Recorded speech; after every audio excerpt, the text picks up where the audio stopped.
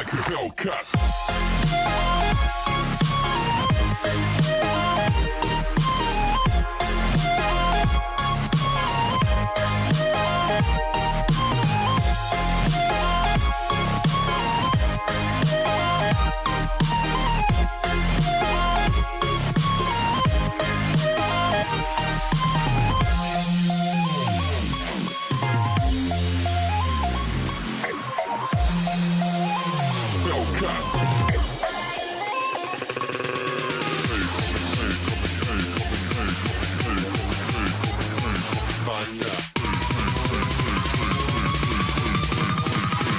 Running like a Hellcat.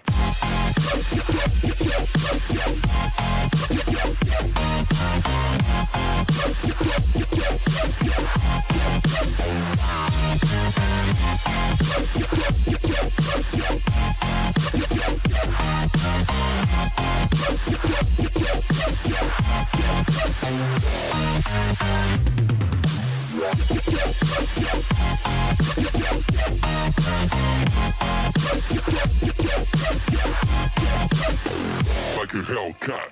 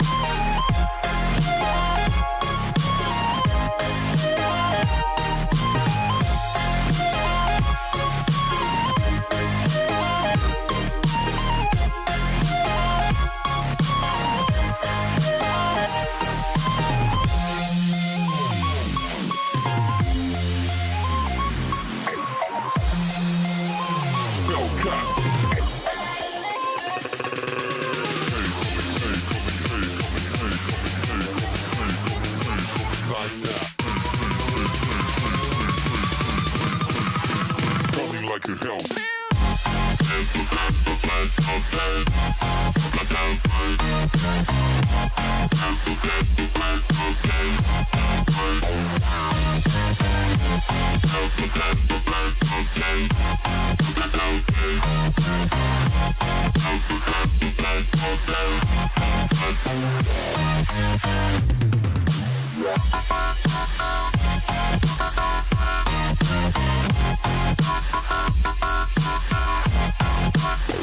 Like a Hellcat.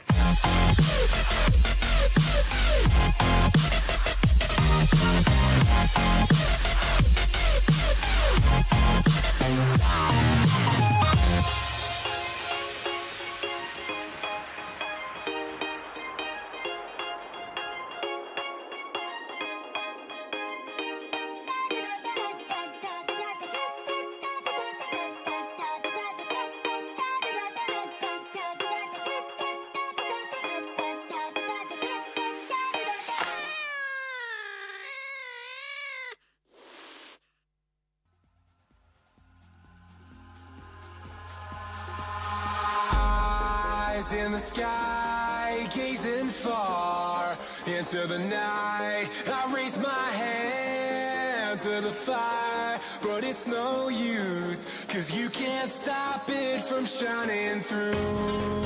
It's true, baby, let the light shine through. If you believe it's true, baby, won't you let the light shine through for you.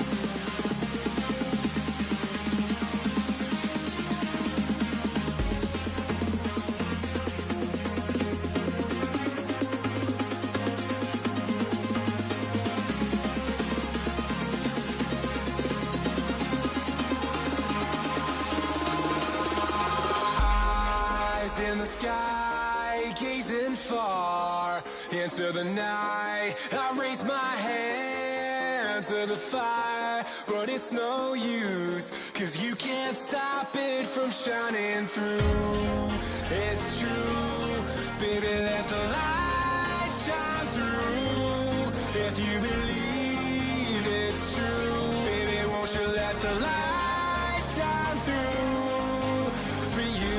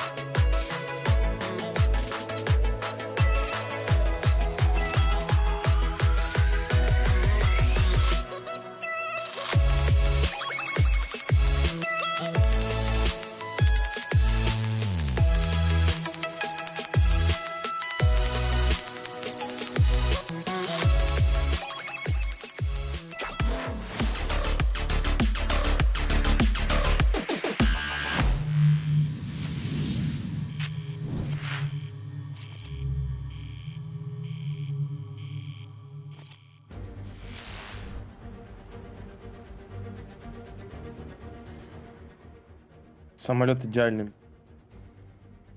На Сосновку никого не будет. Вы читер над морем парашютировать. Да. Тупо на дно.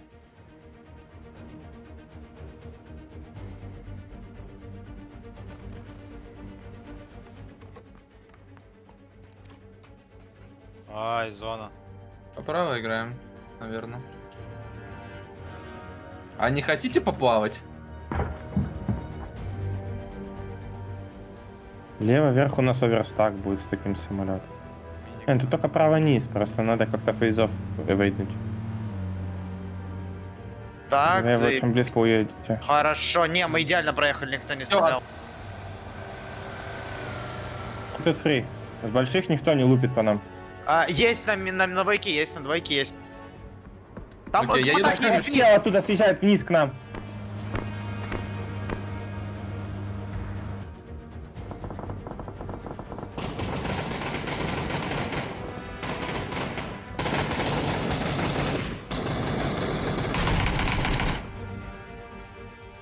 Вообще не пикают. Далеко там, что ли? Нет. 0 пиков. Да и мне кажется, их мало. Пока ноков нет, сейчас должны ноки быть.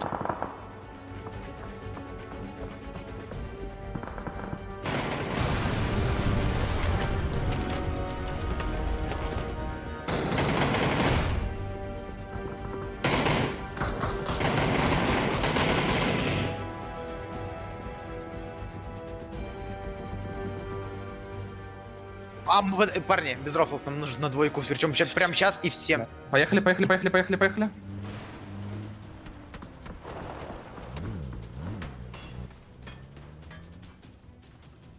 Я в не злеве умрите. или нет? Смоки кидай, просто смоков. Нам надо будет забирать. Просто поживите, я вас заберу. Скажите, Вот когда вас за зону забирать. возьмем. За зону возьмем тачку. Пошли. Инфу У нас дайте. есть давай, тачка, у давай. нас есть тачка. Давай, Пошли. давай, могу. бери. Пошел? Точно? Да. А, они сломали УАЗик нам. Кирич, ты дойдешь до меня? Или мне тебя забрать? Нет, он сдох. умер.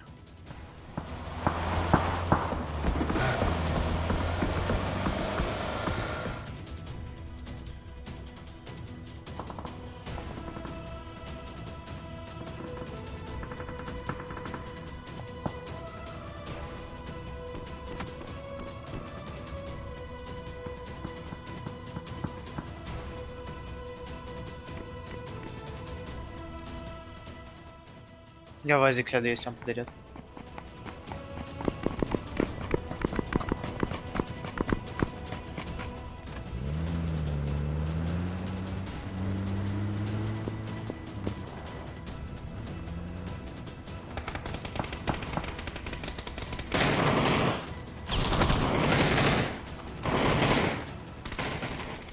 Какой же ты гений! Просто гений.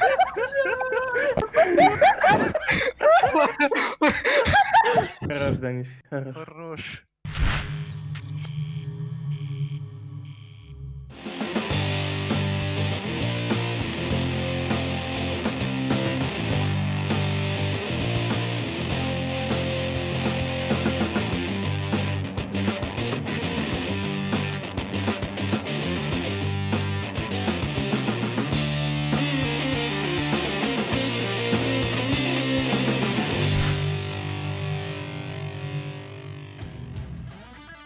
Greetings, ladies and gentlemen, and a warm welcome. We are back for PCS Europe #1, and we are down to the wire. 2 more days to determine who is going to become our champion here in Europe. Welcome to my new world as well. Everything's changing around us.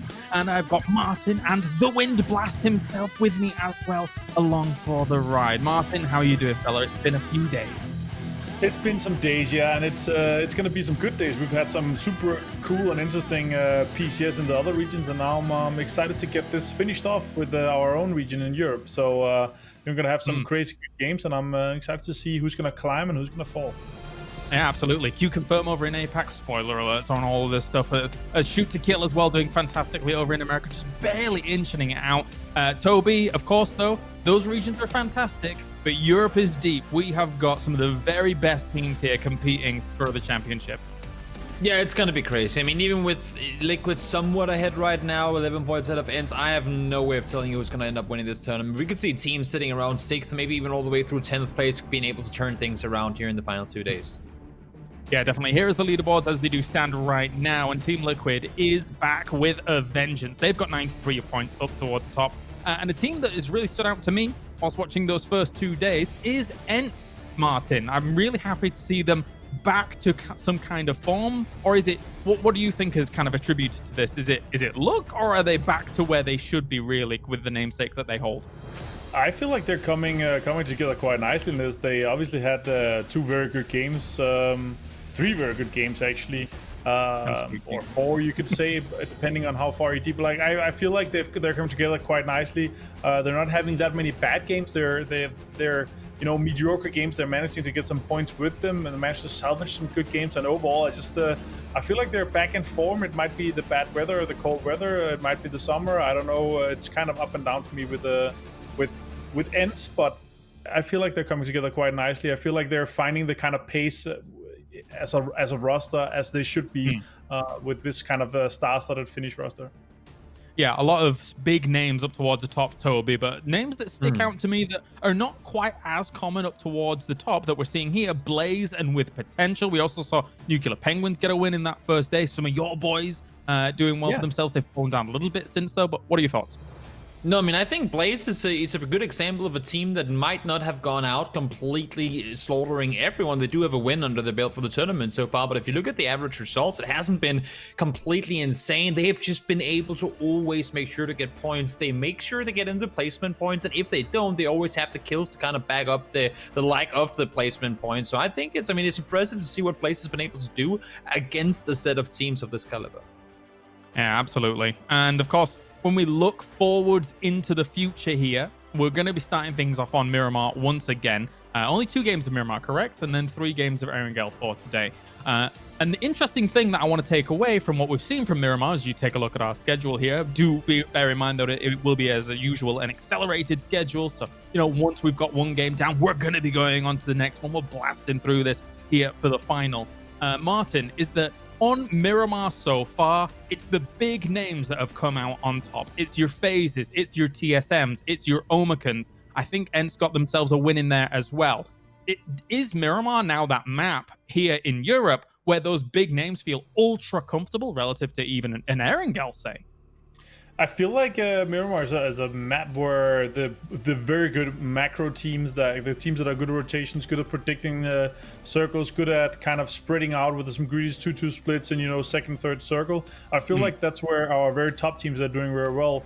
And coming around, obviously near Angel and everything, there's just so much more competition and closer competition. It's a lot easier to also get a rough circle on Angel, and you're gonna have to send it. But I really feel like the top teams they've really gotten a good grip onto Miramar, and I think that's why we see those much. But on the other hand, you have a team like Tempus winning 3 games on Miramar. Obviously, it's slight luck as well that you're able to get some of the circles in a situation where you might not have gotten them, but. I feel like the very good teams that are grasping the kind of rotation strategy and macro strategy very well, I feel like it's those guys that are handling Miramar very well. And notably, a name I didn't bring up before there, Toby, was Liquid when I was mentioning Miramar, but we can't forget them because across the 6 Miramars that they've played, they've got second 4 times. This is nuts. This is ludicrous, Toby. I mean, they are by far the most consistent European PUBG team that we have right now. If we look and compare kind of the qualifier stage through to the finals that we're in now, Tornado Energy finished in 1st place, pretty impressive 1st place as well through the qualifiers. They're sitting in 10th right now. Tempus finished 3rd, they're in 15th. Redline 4th, down in 12th. Unity 5th and 14th. So, I mean, yes, while I know we can't take everything away from the qualifiers, because once you're kind of guaranteed, you have a little more breathing room, you can slow down a bit. Liquid is the only team really that were up there in the qualifiers, that were up there doing the charity showdown, and now they're up there again here in the grand finals. And I think that's going to be scary for other teams because they are also one of the few teams that go aggressive. They get the compounds they want to get, and no one really seems to be able to contest them forward either. That's fair. That's fair. And I want to go back to something that you guys were asked by Toffees on, I think, day one, which was, were you able to call a winner? Were you able to call somebody who might stand out as the victor? Has that changed in your mind here, Martin, since the last weekend of play days? Because we've seen kind of things jostle around, and some teams set them as apart from some of the other teams. What are your thoughts? I mean, Liquid is putting themselves quite nicely ahead also ends, but if we take Blaze at 4th, right? 65 points, all the way down to 12 with Redline, 53 points. It's 12 points difference. It talks to also how close our middle pack is and how big our middle pack is. Yeah. And a lot of stuff can happen, you know, like our 12 teams like Redline, they can go out and get you a 15 to 20 point game if they do very well, and they'll be all the way in the top 5 already. But I feel like Liquid is already putting themselves ahead. As you said, 4 second places. That consistency is really hard to find, and that's kind of Liquid-esque, you can also say. But we'll see. I mean, I feel like the guys that have put down their votes and pick'ems after our 2 first play days, putting on Liquid is pretty solid. But we have, you know, like 2-3 others that are also sitting in a pretty solid points that can jump out and get a crazy good weekend here and get, you know, 80 points if they're doing very well. Toby, your thoughts? I think it's going to be hard. I mean, it's we haven't seen that one team in the grand finals yet really managed to separate themselves. While Liquid's been consistent, they haven't had the wins to back it up. They're sitting, as we've seen many times before, Liquid is sitting in first place without a chicken dinner yet, right? So they've been kind of caught up with by the chicken dinners that other teams have been able to get. And I mean, I don't know. I think the winner of today will be the team that conquers the edge. There are so many teams that try to play kind of Navi style, phase 4, phase 5, then you start making your way in. You can't have that many people on the edge for that long. If teams don't opt to go center earlier, if teams don't dare go aggressive and scout further forward earlier, you don't have room for that many teams on the edge. And I think that's kind of what messed up things for Navi on day 2 during the first week, that they were simply being contested in areas they never ever had to fight for before. So curious to see how things have changed, maybe, or how teams have kind of looked to do things different from last week to this week. That's a good point that you bring up regarding Navi, because obviously when I was watching back day 1, I was like, damn, yes, Navi's back. This is going to be great. They didn't quite get themselves a chicken dinner on the board, but I thought the consistency was really there, Martin. And then, as you mentioned, Toby, day 2 didn't really go that well. Martin, do you think that Navi is going to be able to rise to the occasion again coming into these last 2 play days, or what are your thoughts? I mean, a good Navi win will put, 20, 22 points on the board, and they're sitting on, 70, late 70s, 78 if they get a 22-point game, like a 12 kill. We've seen that before, and then they're straight back at it, honestly. But I feel like the consistency we're going to see from Liquid for the rest of these 10 games here, I feel like they're gonna show a good consistency, and they'll also get maybe a chicken dinner or 2, maybe even. It would be rare if we wouldn't see that from them in a tournament like this. So we'll see. And I mean, at this point, if you're sitting in the middle pack in your 50s and 60s right now, 30 points is a lot. Yeah, it's kind of hard to argue with the consistency for Liquid. Even the 12th place that they got still had 6 kills, which doesn't take into the fact that there was then 4 second places and a 4th place with 5 kills. So kind of crazy to see. But just in general, Toby, coming into today, what did you take away from the first 2 days? Is there anything that you're looking out for in particular coming into these last 2 days where things now get really, really hectic and down to the wire? I want to see a team separate themselves. Honestly, I think, I mean, EU is, if not the hardest, then close to the most difficult group of teams to predict, especially with these specific 16. Yeah. You have had so many teams that have gone out and done well, so many teams that have had really, really massive games followed by double 0-point games all of a sudden. That one good game has to kind of carry the points for the 3 games that you just played. That doesn't work, and I think that's why we see Liquid in first place right now, essentially without a win, right? I think, honestly, Europe is probably a region where I wouldn't be too surprised to see Liquid potentially winning the entire tournament without a single chicken dinner. Yeah, it could happen. It's a weird thing to potentially happen, but it could definitely happen. You're right, Toby. Kind of final thoughts, Mike, before we actually go into our first Miramar of the day? Yeah, you know what? I'm excited to see. Like a thought is how the teams are gonna be having to look back at the VODs. They're looking at how they're preparing themselves. I'm excited to see if they're gonna pick up some of the smaller stuff that both Toby and I we noted. Edge play versus center play, how center heavy it has been, and how much space has been on the edge versus other metas that has been around. So I'm excited to see how that's gonna play out today and how the changes are coming. All right, and I'm happy to be back as well, guys. I'm excited because the first 2 days watching them back, I was sat back, I was like, damn, this is awesome. And now I get to be involved once again. And we are ready to go into our first game on Miramar. A huge thank you to everybody tuning in around the world. And thank you very much to Martin and Toby here to get things going, to start things off. We are going to the dynamic duo. It's Pansy. And make sure to tweet him at The Sims for all of the PUBG codes. It's The Sims. Oh, fantastic. Yes, do make sure you head on to Twitter at The Sims. Just to let you guys know. So thank you very much, James. Your apartment looks wonderful. Boys, let us know next time you decide to shut up so we can ignore it willingly rather than as now we're both in hoodies. But you guys will find that out after the game. What we do have is Miramar coming up. Rich. Now, something the Des didn't highlight that I want to look at is certain individuals not being on point. Now, I say this because some of the names towards the bottom side of kind of the frags out there are quite surprising. When I say names like Fuzzface, Bestalok, these sort of players, you think, they're your firepower. They're the players that you can depend on to get these kills in the bag. So far, they're all, sub 8 kills, if I'm not mistaken, towards the lower end of the entire board. Now, for most players, I give them benefit of the doubt, right, Rich? You give them a little wiggle room there, but these are household names. I'm a little worried if they don't turn it around. I'm looking at Besto there as a key factor for Na'Vi especially. I totally agree with that. Like, Besto's performances that he's done before are the reason that Na'Vi sometimes sits so damn high, because he can be that lone ranger, because he can be that entry fragger and powerhouse that Na'Vi needs sometimes to get into positions that normally they wouldn't be able to, just because of his prowess. Like, his presence on a map, we spoke about it before, can be quite daunting and can be quite scary. But we've not really seen that full resolution of him just yet. We've not seen the full firepower. Whether or not that comes this weekend or not, to be fair, it absolutely has to, because we've only got 2 days of games left, right? There's 10 and that's it.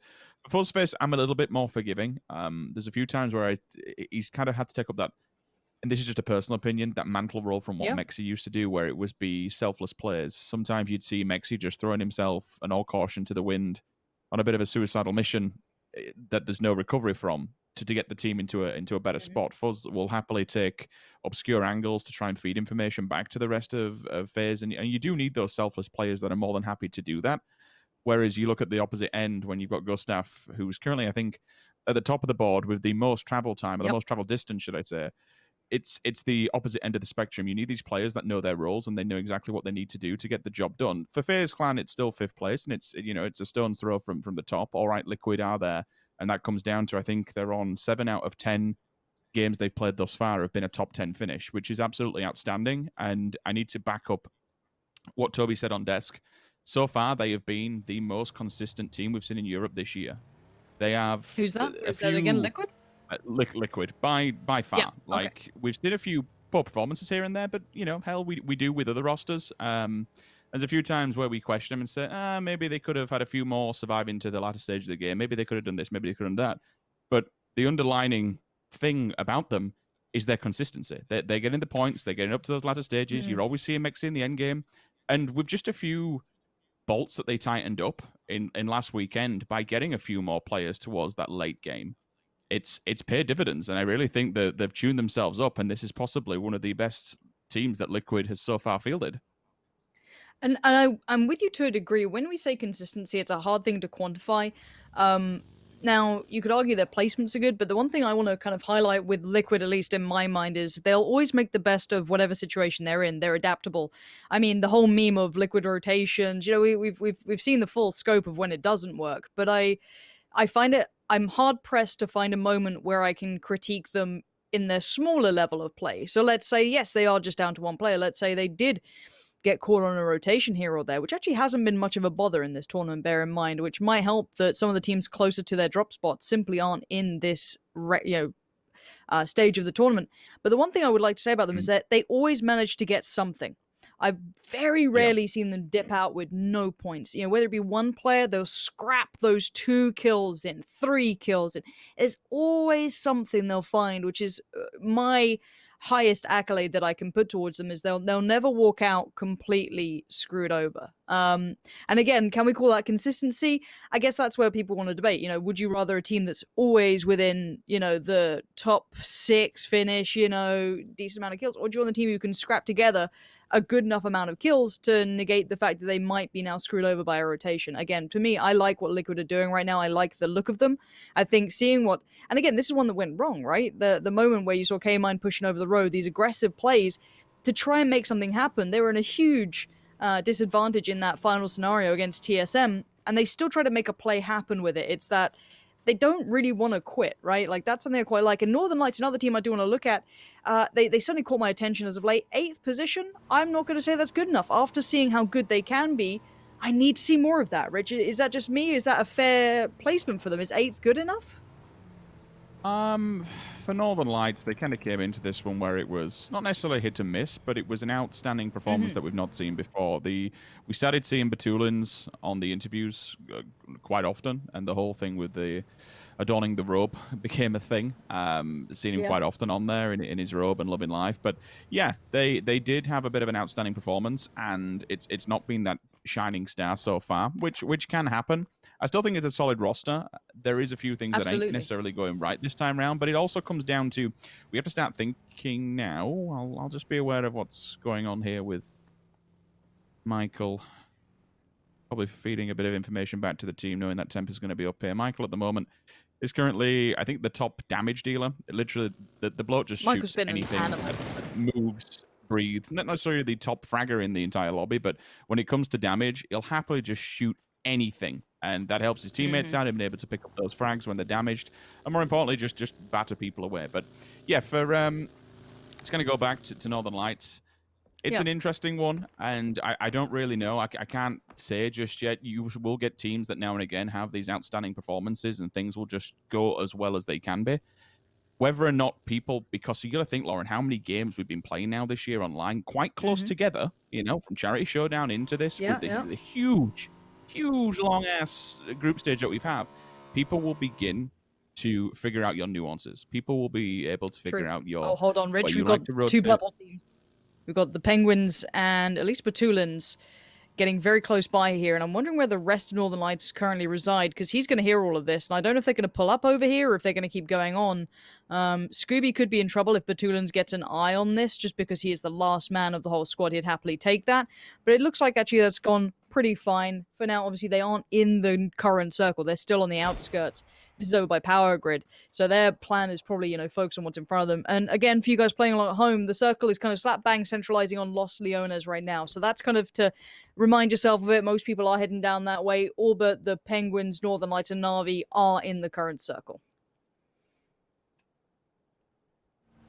This is why they'll take up residences in some of these buildings, because you're not necessarily knowing at this stage where it could be pushing to.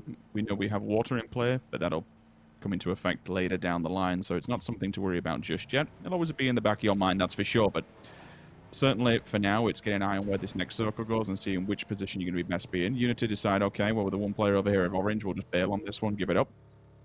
For certain circumstances like this, depending where you are on the map, you kind of question your team and you ask the IGL, do I stick it out here? Do I fight this one and keep them at bay? Or do we regroup? Do we stick as a 4-man stack? TSM's doing exactly that. TSM currently, I think they're doing pretty damn well so far. Been quite happy. Same goes with ENCE. We're starting to see the return of a lot of the old, guard, but certainly where we'd expect teams of this caliber to be located on the leaderboard, you know? ENCE, TSM, FaZe Clan up there, Liquid top. I mean, hell, it's starting to be the battle of the bands up there. Michael holding point for a second because he knows that if he takes this shot, he then may open himself up to FaZe Clan, who clearly has a read on where they are situated in. So I'm just peek over and take a quick glance. He has to get this, because if he doesn't, everyone else just open fires on him. He either fights one team in front of him or one team behind. Is he going to take it? Yes, he does. Gets the dink straight to the head. That's a 2-tap. Out of the car we go. Instant nade. Michael, thus far for Redline. Oh, they're only playing with 3 as well. That's devastating for a start of a just kickoff. Quickly on that topic.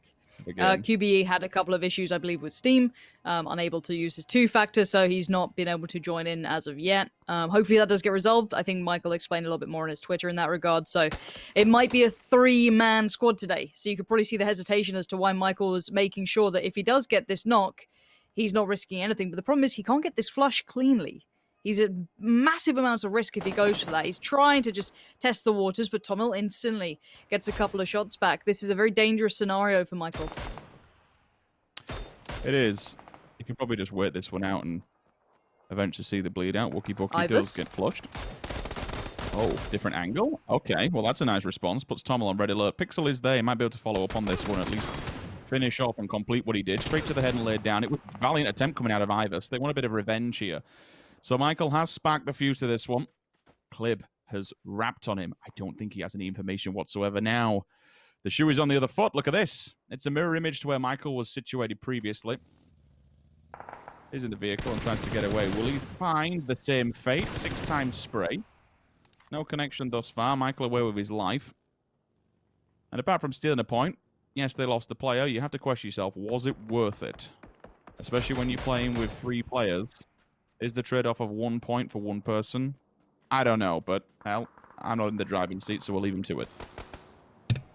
I feel if anything, Ivers' move was a little bit mistimed. You got to be clean when you do engage at a disadvantage, which they were. And I think he fumbled that a little bit, which is unfortunate. Got turned on, and that's just how it goes. K-Mine plucked out of the vehicle by Alia. That's not bad at all. Insta-flush too. So Liquid down a player, seeing Unity suffering. The Southeast Coast is about to be littered rich with teams. GF down there, the Wildcats down there, Unity down there.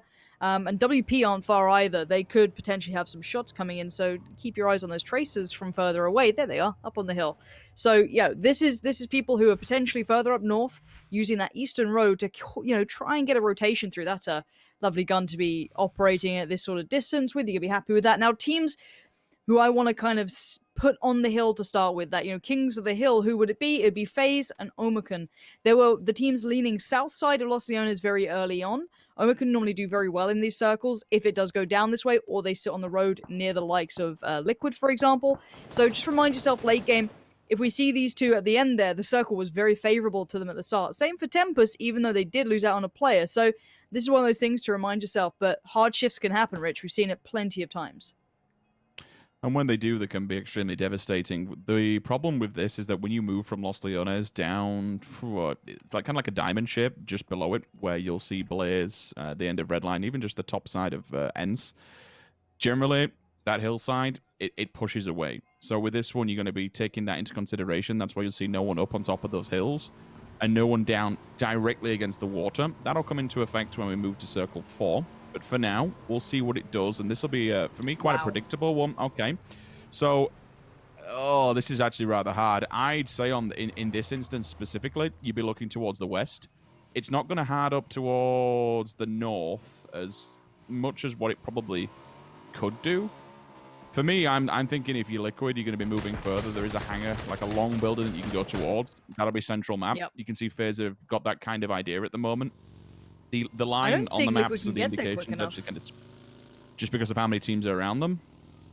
They ain't in the vehicles. It's not like Tornado Energy is, and I mean it's a rough rotation route. If they full send now, maybe, but they're going to be in an awkward battle with the likes of, I guess, Tempest and Tornado Energy have decent vision across this as well. Omicron opting to sit quite far east as a 3-stack. They have left Gemty over towards the west side. Oh, I mean, slightly. They're in the south, so it's not much between it. This is a very close fight. Red line, obviously looking late game, just trying to stay alive. It does look as though Liquid has made it there, and the gauntlet has been run. They've succeeded, even with 2 of these very actively trying to fight teams. I mean, Liquid love a bit of vengeance on Tornado Energy after, losing K-Mind earlier. But for now, they have managed to pick up a really strong compound, Rich. Yeah, there's 4 teams who are in a really solid position. It's going to be Tempest, Ents, FaZe, Clan, and Liquid. Between them, maybe more Tempest and Ents, it's which side of the road are you going to be on. Again, with how big the circle will be, you won't be far regardless. Michael onto the back of Apocalypse. Easy kill, easy frag, easy point. Thank you very much. I can continue. And again, all these teams that are still up here, you got Northern Lights, TSM, still need to push away from Los Leones given the circle. Who else is still outside? Opposite ends of the spectrum, Na'Vi and Unity. They're on the east and west side of the circles, all the way down to the south. Northern Lights will set up shop and probably just play bodyguard here on this northern edge of the circle. It's the closest compound and probably the better compound for anyone who wants to move away from Los Leones. So Blaze and Redline, if they're not careful and don't scout properly, they could be running into a barricade of Northern Lights and getting taken down on arrival. Would be rather unfortunate. The Wildcats have spotting out, though, people in the fields. Unity have decided to run themselves over. Sed's going to have to be brought back on his feet, and I think they're safe at least, unless Page does have an eye in it. We'll probably check in that fight a little bit later on. Melman down from Miraku. That's the mini getting the job done. You can see BSD cycling the frag nades now. A bit of damage has been done to him, so it's kind of stayed his feet for all but a moment. He'll have to move over to the smokes, get them up. The same will be said on the opposing side as they hit the riverbed. Next is May try and take an off angle. And Redline, well, that's a fair amount of sight, but that's a fair amount of damage as well. A 69 headshot will get it done onto Marv. Quells him for all but a moment, and they're outside of the blue. What do you do here? You got Northern Lights to the left, you got Blaze to the right. This is a really hard transition for Redline. The same could be said for TSM. Depends which angles you'll be seeing from the side of Tornado Energy. And Vard, if you get this knock, which you can, that'll be good. That's the little bit of the opener that they needed, Lauren. That's lovely work from Vard. They're very swift. And Vard, you know, fans love him. And you can see as to why when he's that crisp, that clean on it. Now the circle moving as expected towards the west. More land to be had there so the full circle could fit. Northern Lights on the full send. Let's keep our eyes on Vard though here. Angering Tornado Energy is not something you can do lightly at this point. Now TSM and Tornado Energy can be in this battle for some time. They're not in a hurry. They've got the slow side to play with and they'll be okay. Someone who's going to be in the action right now is FaZe. They want to keep this clean to get into a good position late game, and they've done just that. Fuzzface, 8C, good, clean kills. Now, I'm pretty sure that's GF, whereas the rest of them going towards the Wildcats. There's no rest for the Wicked here. FaZe do well. Hopefully they don't overextend, because they're about to get a little bit of attention from T-Bone there. There's Levin, already getting a couple of shots in the barrel. Never easy to tame, but certainly can do the work when wanted. She created is going to find Tico, and, well, it looks like this might be all but over. Levin really needs to make this one work. Just taking the time. Does get outdone. Party Beetle hits the prone, 5 HP. That'll do nicely. You'd assume that he'll be able to get the res here. He'll more than likely go for the heal first. And I'll hold it a second because Melman's actually taken down Vard. Quizip straight onto Thex as well. So two players simultaneously of TSM have gone down. Can they push the advance here? They've already lost Alia earlier on. Goes for the overpeak with 3 HP. The 2-for-1 nade is actually done. That's a good nade coming out of IW. So game frame, unfortunately, they came into this as last place, and that's how they exit the first one. Ira has killed his teammates. He may have been thrown down. You'd have to assume that he accidentally threw the nade instead of the smoke. To kill them both like that is devastating. And TSM, well, they follow suit after game frame. That has to be a mistake, surely. You don't kill 2 of your knocked players with a grenade for no reason whatsoever. Team Liquid and Northern Lights, unfortunately, they clashed in the same compound. Through the fire, the flames, and the hole in the door, Mexi's holding up top. Yeah, the issue is for Liquid, they don't have much ground to work with. James is their man to try and dig him out of it, but he's just been found. Now, all of this happens. The Penguins are getting curious, but they're not pushing. So for now, Liquid are in all kinds of trouble. Mexi wants to try and do the damage now, while the player's knocked. Such a great time for the push. So many points. He knows it. He's done really well here, and he's going to cost them so much potentially. But Tulins has to... Oh my god, the mistakes are coming through. That's a flush on his own guy. We're seeing this so often, so many quick errors happening. Now Liquid have lost, obviously, in their own side. James now dead, can't be recovered. Ibby on the chase, tries to get this one dealt with swiftly before Batulins becomes a bigger problem. Deep's not flushed yet, but he's not in a good shape either. Mexi.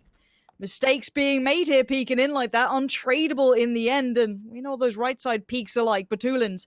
Time for the heal, and he can just try and work around them, find a new angle, find a way to pressure Liquid further. Oh, dearie me. It's gonna be looking rough here for Liquid. Ibby on barely any HP. Tulins keeps going. This could be a 3 versus 1, and it is! Oh, he's done it again. We saw it last week. He did the damage with the Groza. If he can also get the revival, that would be huge. It would be massive. But Tulins, what a time to strike, and he does it with so much precision. Redline goes down in 13th place while this is going on. Mika and Cole from WP onto IW, just holding him back. It comes down to BSD. It's a 1 versus 1. There is potential. No, it's not. Absolutely. It's a 3 versus 1 in the form of the Wildcats as they do fall with potential. They'll carry on picking up 4 frags to boot as well. That was just complete carnage in a bottle. What a mess across the map.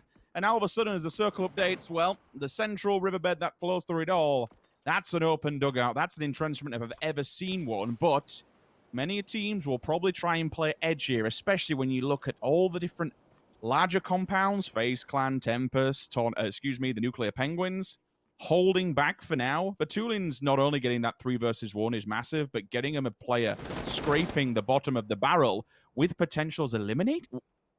What?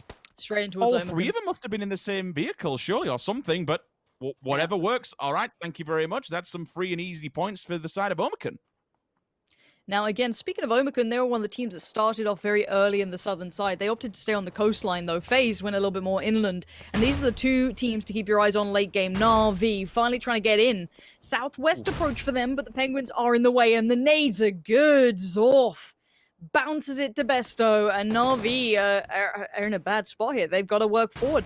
This, position, they're fighting against hard cover, uphill. They are talented players, but this is tricky on all accounts. Tab looking for an opportune moment to strike, but the Penguins aren't giving him much. Does he spot Zorf to the right? I think he does. But by now, it's just costing Na'Vi time.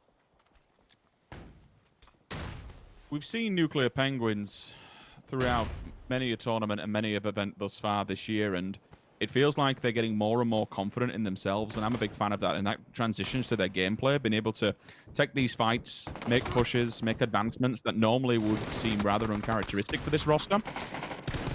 Elman going down on a different side, a different fight altogether. Set will fall. That's Omicron doing the damage to him one by one. Lazar outside of the blue. You should see and expect him to bleed out any second. Example still looking for Lipson. Potentially last man standing. Yep, job done. 10th position will be on their tombstone. Example, quiz it. They can get the revive on their comrade and get themselves back on the feet. But the blue is on their back and they'll be moving slowly. Scooby, heavily damaged, but his teammates can come around off the back of this push. Looking through the window, baits it. Flashbang out. It's a little bit too far. Jumping shot comes through. Doesn't catch him just yet, but the push is in. Scooby's fallen. Kemba sees him on the back lines, and all of a sudden, Nuclear Penguins, they're pushed inside, and they are being battered inside their own compound, Lauren. This is nuts. Na'Vi look pissed off and they look good when they get angry. Tabs found Hellscream. This is clinical. It is an absolute clinic. Look at these guys sweeping through it like the plague, just taking down anything in their path. And now you have to hope for the same thing between these 2 teams here. Tempest down to 3, losing life earlier towards Michael. Now left to deal with the Finns. Close by, but not in each other's compounds just yet, but close enough to not be comfortable. Omicron went for an interesting rotation while all this happened. They went from the east side to the south. Now, that does potentially open them up to clashing with Na'Vi if they both meet in this direction, or getting found by FaZe. So that's what we need to look at here. Now, the 2 big fights, or the 2 big teams in maybe 3. Omicron, Na'Vi, do they clash? And this fight on your screen right now, that's the first step. Tommel insta-flush and clip down low. They could push this, and they really should. A couple of dead nades here and there, a couple of bits of utility to try and slow it down, but already Gustav wants in, and that is one of FaZe's top fraggers. As of late, during this tournament, Gustav has been an absolute beast of a player, but Squeaky is 3'd up, looking dangerous, and if we get that classic Squeaky, it's looking good. Smoke in hand. Does manage to take 1, but I think this is all but over. It looks like Ents overwhelm, use the numbers perfectly, unless Pixel, the man with the barrel, could do something, but already tagged up by Uber, it's not looking so hot. Oh, they're not keeping track of him. He's allowed indoors. I wanted to touch on the smoke that Ents had thrown his way. His job was to hold them outside of that cabin, deny them entry to this building. They smoked him up. They stopped his vision. But now they've let him go. They've lost track of him. He's inside the building. The smoke will be hiding his footsteps. So to get a full-blown read and to lose a player downstairs, it's devastating. They shouldn't have done that. Like, this was a 4 versus... should have been a clean sweep. I know they're going to come out on top, or in theory they should do, but they should not have lost that 1 player. That could have been easily handled if they'd have just kept the track of downstairs. But I suppose when you're at this stage in the game and there's plenty of teams looking around you, you're looking for your next entry point, it becomes difficult. Fuzzface down, initial nade up. Omicron making the push and advancement against FaZe Clan. And Na'Vi are watching this with bated breath, just over the ridgeline. With Fuzzface down, this puts the likes of FaZe in a bad spot here. This smoked up battlefield could be the death of them, and Na'Vi are waiting to claim the victor, whomever that may be. Omicron trying to use the high ground here, but they only find Gustav. But here's the flank from Page. It's good. It's really good work from Page. keeping things in the right direction, but can't outdo Uber. Uber keeps things just about competitive, but another trade comes in. Nice work from Omicron, but again, both suffering such huge casualties. T-Bone can't quite get involved. He needs to get Vascu back on his feet. Chempty's playing mop-up duty. Try and deny the reses, and he's doing it on his own. Ents is That's on the three way. of them wiped. It Ents comes pushing. down to Uber. You can see Ents lurking in the back lines. Are they here to clean They're going sweep this fast. through? Yeah, they're They pushing really right want to now. pace This is the a action, big and honestly, fight. I don't blame them. Tixnu with the initial one, but with Omicron looking onto this, they've actually suffered casualty themselves, Lauren. So they get them at range, and the smokes will come down. But the question is, with Jempty being there, do they go for the revive? Does this slow down? Who's the one that really comes out on top of this? Do we see one of the members of Ents overextend and try and push them while they're dying? Let's see. Rez coming in. Diggory on the peak. That's a shot. But while this happens, Rich, remember the circle. And you guys at home as well, look on the minimap right there. It shifted away. Na'Vi are going to set up the defensive line. They won't allow any of these teams to come in. Tornado Energy, if they fall away from this, yes, there could be a Northern swing available, but it's going to be really quite tricky for these teams. And Northern Lights currently hold the best position in the new circle and one of the only teams in the new circle. Omicron still being a threat towards Ents and vice versa. Beautiful shot from Vascu, dinking that up. And look at these kills. 8 already. Masses on the board. Na'Vi holding the line, trying to stay patient. Playing smart. Rustamar, good work. Diggory, even better. That's 2 big kills back to back. Push it now. Try and get into this now. Get that final player down so you can at least maybe stand a chance. But Na'Vi wait so patiently.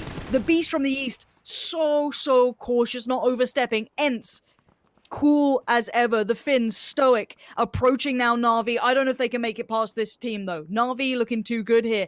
That breach that they just completely succeeded at is a very telling sign, so I'm a bit worried for anyone trying to get past them. But this is not a bad idea. Now, if they do get distracted, but it doesn't look like they are, Na'Vi well and truly aware. Ents have to land some bangers to get past them. 15 level 1 helmets and damaged shirts on the side of Na'Vi, so they're not invincible altogether, but a good stop onto Diggory will spell trouble.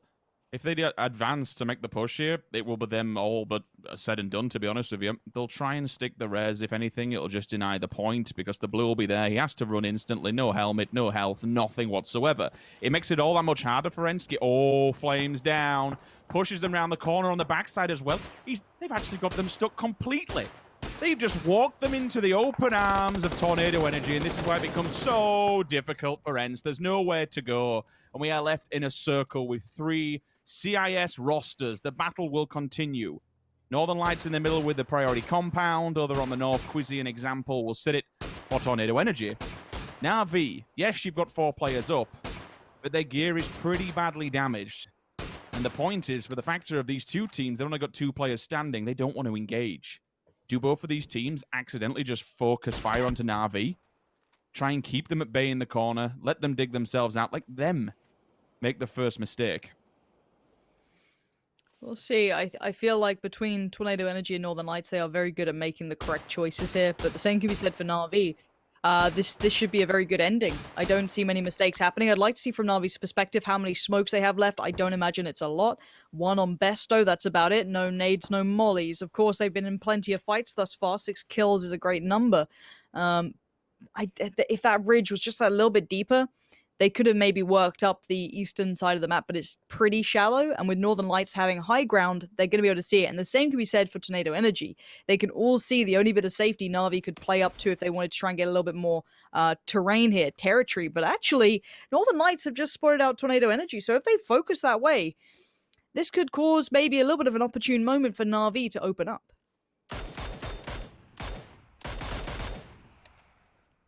Decent headshot through the rafters. Center of the map extremely open and exposed, so all of them at the moment will just kind of play their positions where they are.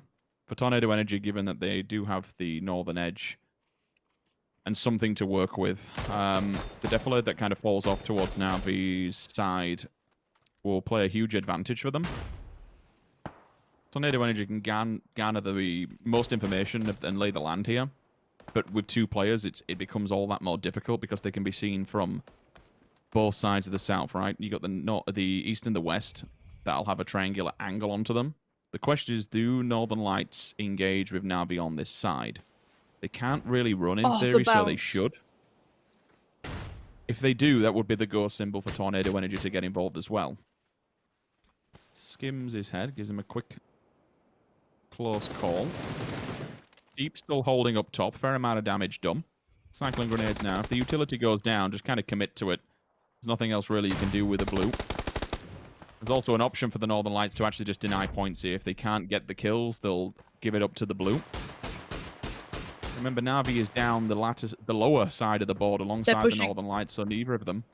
Na'Vi are pushing. They don't want to let them take these kills away. Na'Vi want these points, and they're going to get these points. Senya, excellent play. Deep now in trouble. Going to use that final bit of utility that he's been able to gather from the likes of Liquid and all the other teams that they took down. But while this happens, Tornado Energy moves further ahead, closes the gap, gets more central. You had Kemba and Tab trying to hold them back, but simply put, it was too much to handle. Tornado Energy had great positioning. And now that's even better. Na'Vi a little split up here. Besto has to now leave Senya to rot. There's no saving him anymore, but lurking in the smoke on the other side is Deep. And Besto's waiting for that moment, and they're right next to each other. Can you believe it? The wild spray. No one can see each other. Deep's out of bullets. He's got nothing left. SLR to hand. This is messy. This is scrappy. This is not what I expect. Besto prone down, trying to avoid the default fire, but he can't do it. Nice work. Trade, though, from Kemba. Kemba still trying to stay alive, down to the two final teams, but one shot should end it. And this should be Tornado Energy. Surely he's dead. Surely he's done for. Maybe there's life in him yet, but you can't imagine much. How much further can this man go? I don't understand how he's still standing. Barrel to hand, though, Rich. There's danger afoot. There's danger aplenty. He prones back down, but everything's ruined. It's all broken. And so are his chances. 10 kills, though, for Tornado Energy. That's pretty good. Yeah, you can't argue it. I mean, all of those teams that needed as much points as possible. Northern Lights in 8th, Na'Vi in 9th, Tornado Energy in 10th. All just knocking on each other's door, hoping for some points. And honestly, actually, all three teams coming into this with 56 points in total. So certainly the only thing actually changing them up here was the kill points. Getting up there, all of them want to be making it well into the 100 mark today. Every single team needs to be well and truly above that if you want any standard chance with actually winning it when you're looking towards Liquid in 93. But yeah, a damn good fight. Little bit unfortunate when it comes to just positioning. You know, when you look towards the building, sometimes they can be the safety net, but other times they just become the place where you're going to die. Ultimately, though, Tornado Energy, they, again, all that information that they've been provided by being on the upper side of the circle, it was good for them. It was even better that Northern Lights could fight it with them first, get involved at the end. Nice win. Yeah, lovely win there. Nice amount of kills. And I know that'll make James happy. He loves Tornado Energy. So this will bring a smile to his face, I'm sure, as we'll head back over to James and the boys to break down what we just saw and maybe give you an update on how this shakes up the standings, if it actually has. That's right. Behold the power as Tornado Energy are the victors. And my boys have taken themselves the first win for their campaign. I'm so happy to be back. It's nothing to do with me. They're just good players. It's amazing. We're back, and we're going to break down this game. Martin, Toby, Martin, I'll start with you. Tornado Energy getting themselves the win. It's fate, my friend. It's fate. I think you have you're maybe a little bit of a luck charm, I would say, but it's good to see. I think they're amazing players. They were able to get some good kills, and also, yeah, Na'Vi could have played it differently, but they just wanted to make sure that house is out there. I actually like what Sims pointed out as well. That when you go into a house like this in the very end, it's a good safe house. But once the circle starts pushing you, like the people on the outside, the guys that are pushing the house and third partying the house, they're gonna be in a much better position than you are. And it's super rare to see circles end exactly on top of houses. So super well played by Tornado Energy, playing it slightly passive when Na'Vi was reaching Northern Lights. Yeah, of course. Northern Lights had an amazing game, to be fair with them, especially Batulins, who was able to do a lot of damage. Oh, I didn't even see this during the game. That was ridiculous. Oh, Paul with potential. But Toby, what do you make of the game as a whole? I think it was interesting. We talked about coming into it how Na'Vi needs to be able to play Na'Vi PUBG in order to do well. And actually, I mean, Na'Vi, they adopted twin brother Tornado Energy because they're doing the exact same thing. The plane was far towards the east, so they knew, both of them coming down far from the north, we will have a lot of space if we maneuver down through the west coast and make our way in from there. And then once they kind of got there and realized, okay, we don't want to take the fight to each other yet, Na'Vi went down to the beach and the shoreline down south. Tornado Energy went north around. They both started clearing out teams, and that's why you see them both sitting at around 10 kills. They were both farming on the edge. the way that we see both those two teams liking to do. And then I guess inevitably, once the sweeping was done on each side, the two teams at the top had to take the fight for the win in the end of it. So top heavy. 10 kills coming their way. Big stuff. 20 points in total. Na'Vi with 8 kills with the 6 points for replacement. So overall, a very productive game here for CIS in general, Martin, as we see huge points going their way. Yeah, and amazingly how top heavy it is as well. Yes, Today Engine Na'Vi 20 and 14. But Northern Lights have 11 and Omaken to have 11 as well, ends to 12. Like, it's so rare you see 5 double digits. You can also see we have two teams in the top 8 with only 4 points each. So it's like it's super rare for this to be this top heavy. It talks to how well they were positioned throughout the game. I mean, they had some super productive games. They were fighting on the edge. Ends and Omaken ended up having a lot of points from these side. And obviously, Northern Lights were able to mop up a lot of the points here. A lot of guys here are quadruple or triple first place tie with 4 kills. Very nice to see. Yeah, definitely. And as you're saying, as you take a look at the damage done, Example with 1,000 damage. Oh my god. How does he do it? His stats were already ridiculous in the prelims leading up to this. But then 1,000 damage coming in, Martin. That's insane. It's that's a lot more than some of the, I would say, the bottom 10, 15 have done so far. I think it's the bottom 10 or so. Like per game, it's pretty crazy to see that much. 1,000 in a game is he's an ADR farmer, that's for sure. That's right. He does well. But Toby, looking at how things played out here, Martin alluded to the idea that, we have this very top-heavy game here from all of these teams, and people were able to take decent spots. In general, that terrain can be difficult to play, right? With the foothills and the way they actually work out. Some teams had decent central positions, but then weren't even able to make too much happen with it, like FaZe, for example. What are your thoughts in general? I mean, had the cacti been swapped for palms and a little more grass here and there, it would have been a standout game. I mean, it's impossible to get good vision on distance. It's unless if you have the compound, so you can get yourself a little separated, maybe put a little above some of the terrain. The fields are hellhole to be forcing your way through. You can't maneuver with vehicles at all because it's all one big downhill slant towards the ocean. It's extremely hard to maneuver, and that's why we see the teams that end up getting a lot of kills in these type areas of the map are the teams that are really good at up close fighting. So I mean, in general, CIS teams, but also your Omaken, when they're Northern Lights as well. I mean, really, really high caliber close quarter fighters, and this is their prime territory. So I'm glad for them to go out to have a good first game. It's always horrible when you have a game there, oh my god, it was in our area. We had the rotations, we had the compound, but we didn't manage to make it work. I feel like, as Martin said, with 5 teams getting double digit, all those 5 teams said this is a game we can rack up points in, and despite some of them not winning, they should still see themselves satisfied with a good first game of the day. And here are the updated standings as Tornado Energy will take a 6th place jump. And as Martin has said before, that really does show how close that middle pack has been here throughout all of this. Even though it's 20 points, it's a big jump, but that's how that's going to sit. Omaken up 2, Na'Vi up 3, and FaZe will fall down 3 after that performance. Martin, what are your thoughts? Blaze was on 4th when we started today. They're down on 9th. This is crazy, guys. Like, it's so close. With Potential was on 4th? 6th, I think, with 60, even though they got 4 kills. Our mid pack is extremely close here. Yes, Ends and Liquid there in a good situation with some points ahead of the mid pack, but from TSM and all the way down to with Potential, maybe even TNP and Redline, like it's super close. Yes, it's shaping up towards the top, but Liquid cannot have that many of these kind of 2 to 0 point games. They need to step up and start their second place Fiesta if they wanna keep that first place today. That's for sure. I mean, Toby, Ents is 1 point behind them right now after that performance. So any of these teams can rocket past if Team Liquid's not, keeping on the ball. Oh yeah, for sure. I mean, for sure that's what they gotta be scared of. I mean, they had a lead. I mean, of course, an 11-point lead is nothing insane because yes, you will have games that aren't going your way, but you cannot let that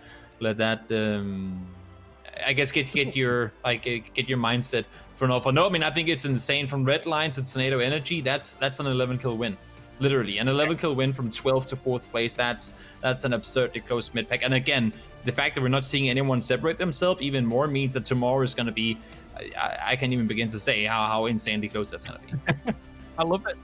I love the fact that we're this close at this stage. After 2.5, well, 2 and a bit days, of course, we still have all to play for here. Team Liquid currently leads, but it is only just minor leads so far. So we had quite a southern circle there, Martin. Moving on to our next Miramar here. Anything you want? Anything you're spicy for? What's going on? Just special circles, shape it up, curveballs. I really like that. I think Miramar, as we talked about earlier, I think Miramar is one of the maps where it really shows us where macro is just, it's on point. We saw this from some of the guys that are able to rotate really well in second and third circle to put themselves in a good spot for the late game, and I just love to see that on Miramar. Yeah, definitely. And I've got to feel, as much as Tornado Energy won, I've got to feel a little bit bad for Na'Vi not being able to clutch that one out. I guess just the position and having to deal with Northern Lights in their spot as well. It was just a little bit too much. But we are going on to Miramar once again. Thank you very much, gentlemen, for your thoughts here as we head onto the desert once again. We're getting all the teams in the plains, and we're heading over to Sims and Pansy for game number 2 of the day. Let's go. All right, let's do this. Second go of Miramar. The takeaway from the first one, I don't really know what to kind of make from that. Yeah, the CIS teams are up there. I guess one of the other big takeaways, Rich, was that Omicron and FaZe, who are the ones kind of not gifted that circle, but they were in the right place for it, weren't in the final 3, really. I think Ents did a wonderful job of displaying this, certainly up to par. What really stood out to you in that first game there? I think it's more so the middle pack being in the top 3. I'm me, I'm always a fan of looking at the numbers and stuff, and it's nice to see when some of the teams on the upper echelons do bad and the ones down towards the middle pack or the bottom of the table do good, because it just kind of gives us a more even game. Unfortunately for GF, coming in at 16th and going out at 16th, these boys have got a lot of work to do, even if they want to be getting up to the top 10 at this stage. To be honest, it feels a little bit rough for them, certainly out of their depth here. I mean, I'll always commend anyone who's made it to the grand finals of this. This is essentially what PUBG European Major, and we have essentially some of the best teams in the world. There is no question about it whatsoever. So it is definitely a step up for them, and you can see some of the rotations, how difficult it's been when they die as they arrive to a fight. Don't get me wrong, Party Beetle is not only the best name in the game, but we've seen him do some fantastic stuff as an individual. But individuals, unfortunately, don't make or break the team. It is a team effort, and things just don't seem to be clicking. But it is nice to be seeing Na'Vi, Northern Lights, and Tornado Energy coming in on 56 apiece to be able to get into that top 3 as a team and pick up frags as well. It starts to even out the board a little bit more. But you can, and Martin touched on it, see how much this affects teams like Blaze when they'll drop 5 places. That's what we're going to be dealing with now for these next 2 days, where games can be hit and miss. And one game has the potential to have huge ramifications and throw you straight down that leaderboard and maybe out of the top 5 instantly. Like, the drop-off can be really, really substantial here in this kind of lobby. And again, consistency is the name of the game, unfortunately.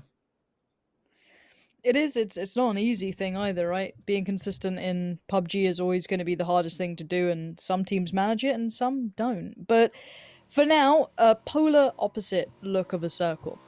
So last time it was kind of centered around Los Leones. This time around, we're just kind of east of Pozo is slap bang in the middle of it. So very much a different look to the circle. This should play in the likes of Na'Vi to have a good game. But again, I don't think they need circles to be in their favor to have a good game. They're one of the teams that we know can play around that.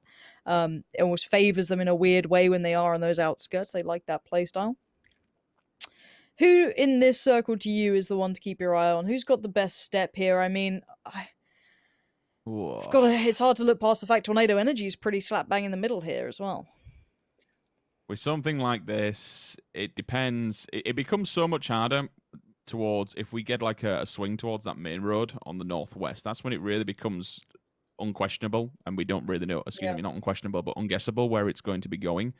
The left-hand side of the crater fields is a real pain in the ass, because you just have that one road, or even the backside of El Pozo on the crossroads, where we do get circle endings, and it all comes down to the inaccessible terrain that's around crater fields, and just just to the right hand side of El Pozo, like that hook that runs down and runs parallel. It's really, really difficult. And with that being sat in the middle, at this stage, we know for the first 3 circles, it doesn't make a blind bit of difference. None of this terrain is going to come into effect. None of this terrain is going to be pushing or pulling the circle. It does what it does. And sometimes it can be a very, very, very, very cruel thing. You will probably see a lot of these teams stay more towards the east and southeast of the circle, just given tendencies and just given how much more possibilities and opportunities there are for that circle to be sitting somewhere, I don't know, between water treatment, San Martin, that kind of area. We see them time and time again. So if you're a betting man, you're in IGL, you're looking at this and thinking, okay, we want to be on the east side of where Crater Fields is. We want to be on the east side of Na'Vi. But the problem by doing this is that we actually have home locations and a good flight path for these home locations of teams. Yep. So they're already going to be set up shop there. Someone like Tornado Energy, this is the ultimate perfect circle and perfect playing path for them. They're in home territory. They're on home turf. They know the topography. They know their area extremely well. And same can be said for Na'Vi to a lesser extent. I know it's above that Crater Fear cutoff, been upside of covered area. But there are a few teams for this circle. It sits perfectly and gives them ample opportunity to get prepared early. Bang on. Now, one thing as well I want to highlight, Liquid looked good at the top. It wasn't. We've had tournaments in the past where it's been not clear cut, but we've had a very hefty first place team. I'm just briefly going to pause on that until Perfectus gets out of there. It looks like Hellscream's caught off. Is that Melman tumbling down the hill? I think it is, but pretty sure he's made it away. But yeah, as I said, Ents are 1 point away now from Team Liquid, so this is a very close top end of things. I mean, one game will shoot you up there, sure, but I mean, you got to keep delivering because sure as hell, Ents, Liquid, TSM, Tornado Energy, Omicron, these teams are going to start delivering. We are seeing quite I don't say top heavy, it's not, but just a lot of big names at the top.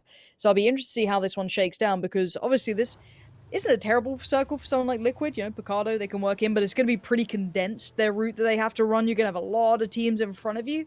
So getting central is going to be very, very hard. Enso could maybe slot in on the east, but again, not going to be able to get central, but they could probably get a better route in if there's a hard shift. They can use that outer edge of the circle here because they know that no one's going to be up super far north or all the way out towards the west and east side. You have a bit of room on that. Not a great deal, but a bit.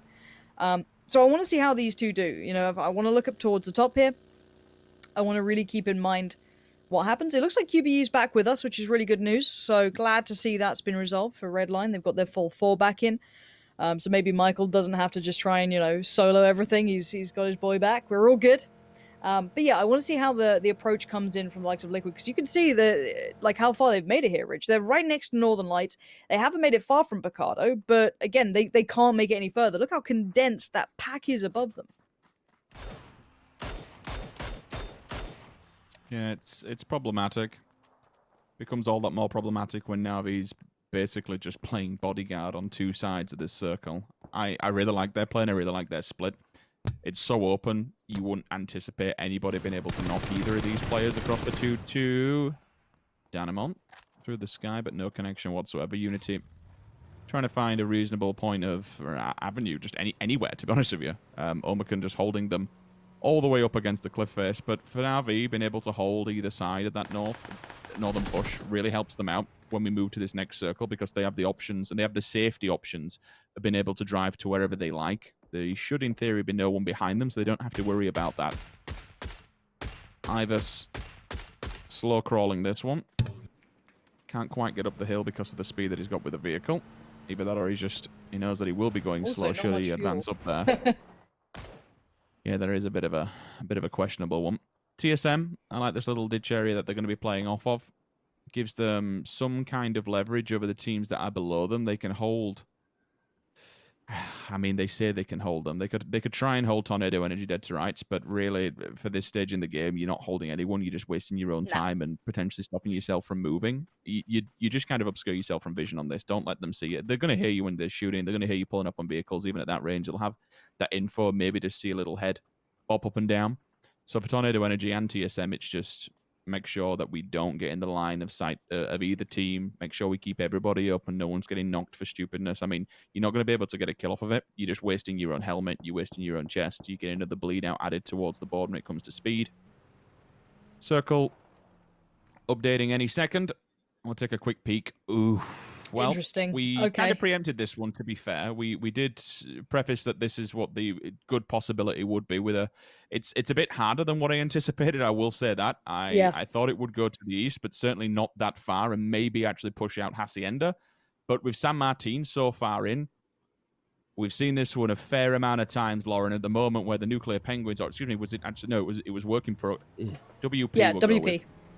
Yep. And TSM... That is a solid position to be in, and them are going to fight for it. That's where you're seeing Bogarty already going down in the kill feed. Anyone who wants to make an advancement over towards TSM's position now, Vard's going to send it down into the shacks. They have to defend this. This is a good spot. They want to keep control of it, but more importantly, they want it to themselves. Now, whether or not that's going to be the case, we're going to find out. The Penguins are down here for now in the kind of shacks and slums at the very bottom of it, but this is going to get busy. We've seen, I don't want to say a tendency, but we know this area has had plenty of finishes before. It's the Valley of Death. You've got Tornado Energy disconnected just on the southwest side of it. This is slightly further northeast. It's the road that runs up. You have the kind of crashed plain plateau area where TSM, or the rest of TSM, are just on the foothill of, and then WP are in that main compound up there. This might have to be kind of, as much as, unless TSM pushes it, which I'd be surprised if they do, because obviously Tornado Energy will see them. That's going to be a stalemate all day long. My eyes now look towards Liquid and FaZe, because you can see FaZe trying to maybe look for some options on the southern side, because suddenly Liquid and the likes of Northern Lights really got played in from this south side of the circle, still being pretty viable. I honestly thought they'd have to move away from there. I thought they would be screwed, but actually it played quite nicely. Risky cross, maybe unnecessary from Bogger, not having the information that Vard was that close, but you can't be making mistakes at this point, especially against these caliber of teams. They will find you, they will punish you, and again, now we're seeing what happens. This is why you can't cross that road for TSM, in my opinion, is that Tornado Energy have perfect vision on that. Miraku with a car could make a bit of a play for it, and I think he's doing just that. That's a risky play for Miraku to get over there. Iroh's joining him. Yeah, they want this all to themselves. They want this this side of it too, so it's risky, but they're going to use Vard as their kind of hold point. He can keep him busy, but it's down to Miraku and Iroh to really make this hit count. Fixed on the opposing side. Just feeds all this information back, tries to garner where they're going to be working towards. For Iroh and Miraku, they're on their own now. Vard on the opposing side can't really cross, otherwise he falls to the same fate as what Bogger did. Quick fire through the smoke, see if they can find anything. Vard with a slight off angle here. Provide some level of protection should they advance out. And the thing is with these mollies, remember these cabins are wood, and if you do land a molly inside one of these windows, there are bars on those windows which will force the mollies to splash damage and explode. It gives you some minor level of safety. And when I say minor, because the amount of times that they do go through. And you'll hit it on the floor, you get the splash damage initially, and then the tick damage as the fire spreads. So they can be extremely deadly here, and even if anything, just force people out of these shacks. The nades have been put down, the lethal utility has all but been committed. While it's a bit of a stalemate, I will say the one team that I feel sorry for, I mean, Unity going all the way to the west was always going to be at the rough end of this one if it was hard shifted. That's what you have to expect. With the double hard shift back to back, holy hell, that makes it even harder for Unity. But it was Na'Vi sitting in a 2-2.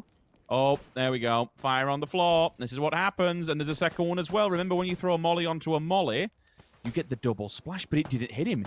You are so lucky to jump up on that sofa and avoid the double splash damage.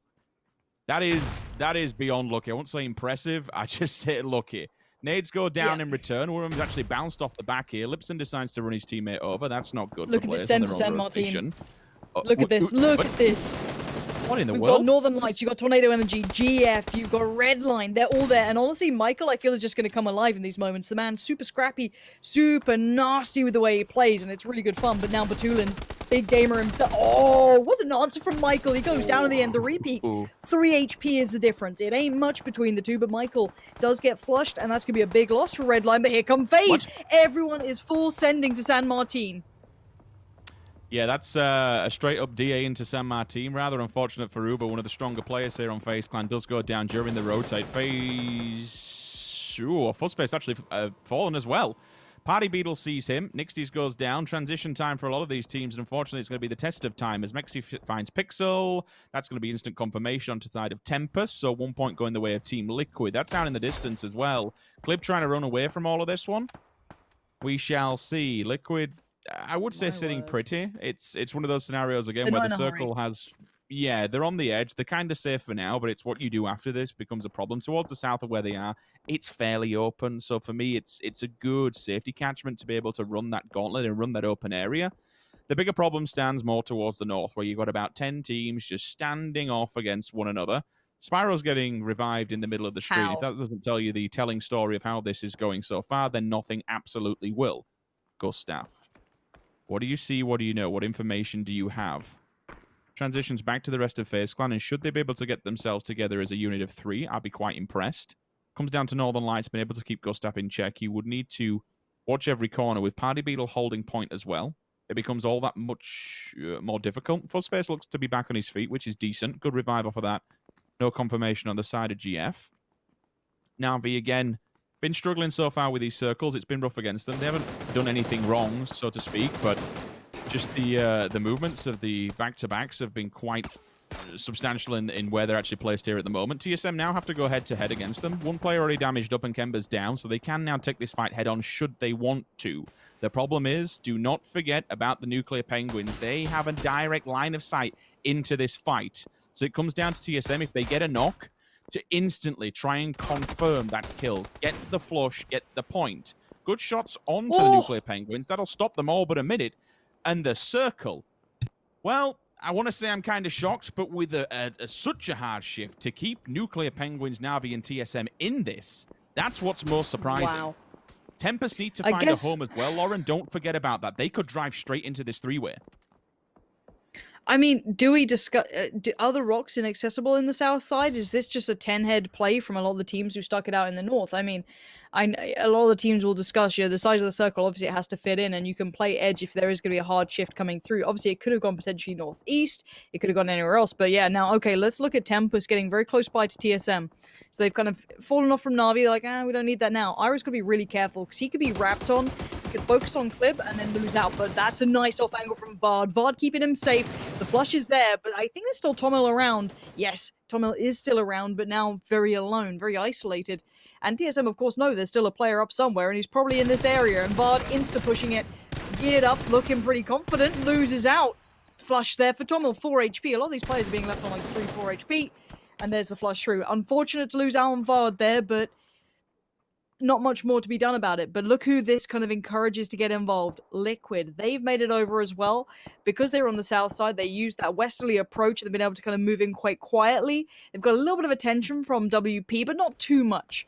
Enough that they've had to be a bit careful and maybe have made TSM go, why are the shots kind of coming this way? What's going on here? So again, let's see if Liquid gets a clean engage, or they don't spot him out and they lose out. I think Vex just maybe caught a glimpse of them. You can see him instantly looking into action. Yes, here we go. Spotted, noted. Vex finds Ibby. This is not looking good for Liquid. They were trying to get a bit closer to find these engages, and now they're being outdone. Iroh, big shot towards James. Liquid left it a little too late in the day. They wanted the most optimal angle to fight from. And sadly, TSM were just too aware, too cautious, just peeked that ridgeline at the right time, and now the flushes are coming in. Vex, lovely work from him. Damn. Okay, that's another one as well. The SLR at range onto Mexi. This could be Liquid. All said and done. It is. Quick, cheeky nade. Nice Kobe coming out of Vex, and K-Mind is out of there. All right, 15th place. That ain't good. That's a little bit unfortunate. I understand the mechanics of what they were trying to achieve here by leaving Mexi back, feed the information to where TSM are, and maybe provide some kind of cover fire. But all the time I was looking at him, he was keeping a check of the two teams on the plateau. The main compounds that are directly in front of him, just behind the downed plane. That was his job, to see what's going on there and to find any free places to go.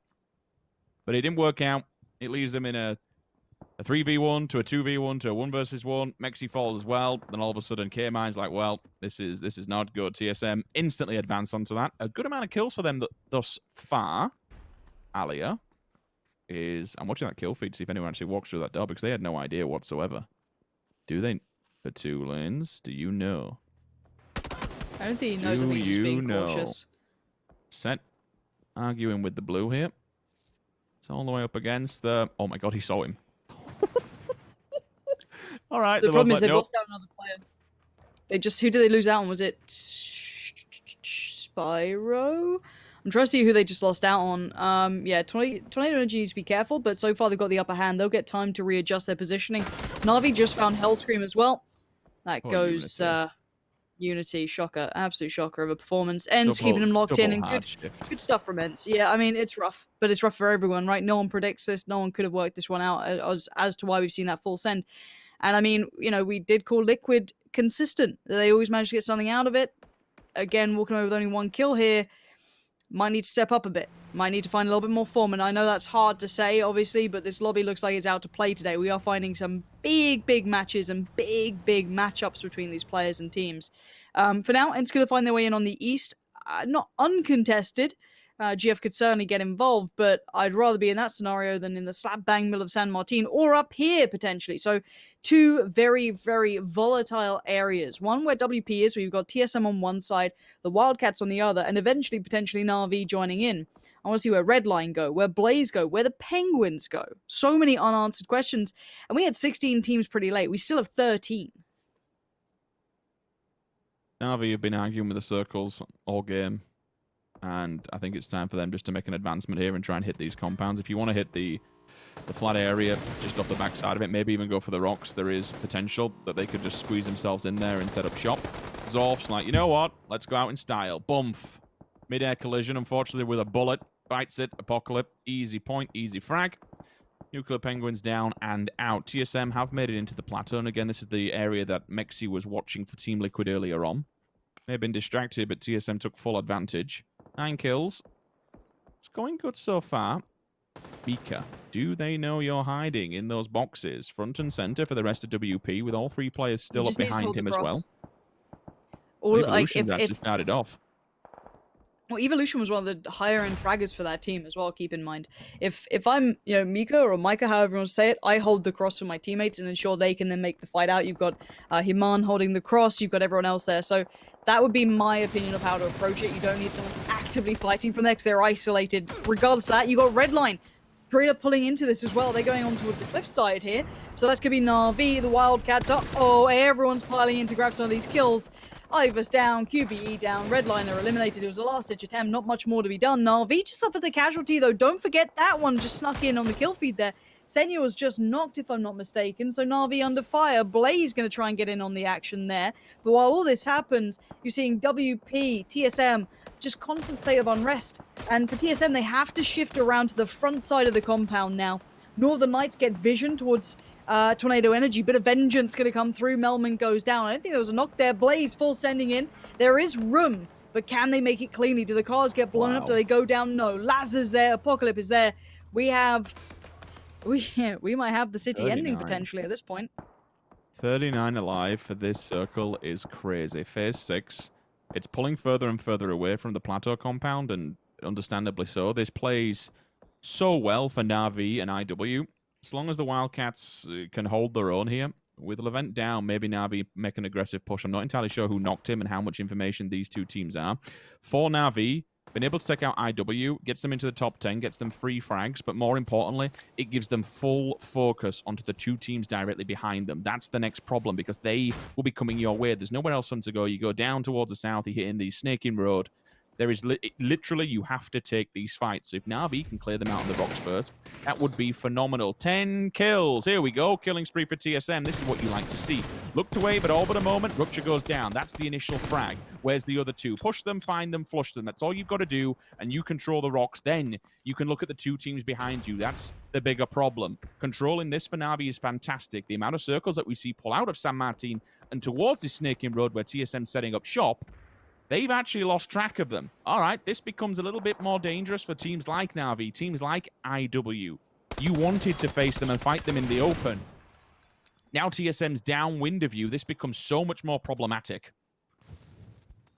Certainly does. BSD, Levent, both there waiting. Besto, big nade to find Evolution. And Na'Vi going to enjoy gatekeeping them out of this. If they go towards them, Na'Vi get the kills. If they go the other side, probably Miraku gets the kills. So there's no easy way out for WP. They're going to be fighting against tremendous odds to make it out. And obviously you've got the Wildcats wanting in on this too. Miraku is a little isolated. That could be an issue. And I think Mike has just spotted that. But whether or not they go for it is yet to be seen. That could be just a good scout on, okay, maybe this is an open avenue of approach. But actually it's not. You can still see BSD has a bit of vision on the cross. Alia chimes in from all the way down on the corner building of San Martin. So everyone is looking up here. Everyone is wanting kills. Ents begin their fight into San Martin in the northeast. First step made towards Party Beetle. That's one of the GF players down and out, but not flushed yet. Still, more kills going to come in as Rustamon knows that there is a time limit on this and they've got to get moving. It's not easy to breach and clear compounds, but now you're going to see Na'Vi starting to clear up the points here, finding Evolution this time, but confirming it. But Vascu just found Tab, and that is from the center of San Martin, southeast side. So again, just consider everyone can see this hillside in some way, shape, or form. It is very hard to keep yourself safe from all angles, and we're finding that right now with potential. As soon as they had to make their move, they went down.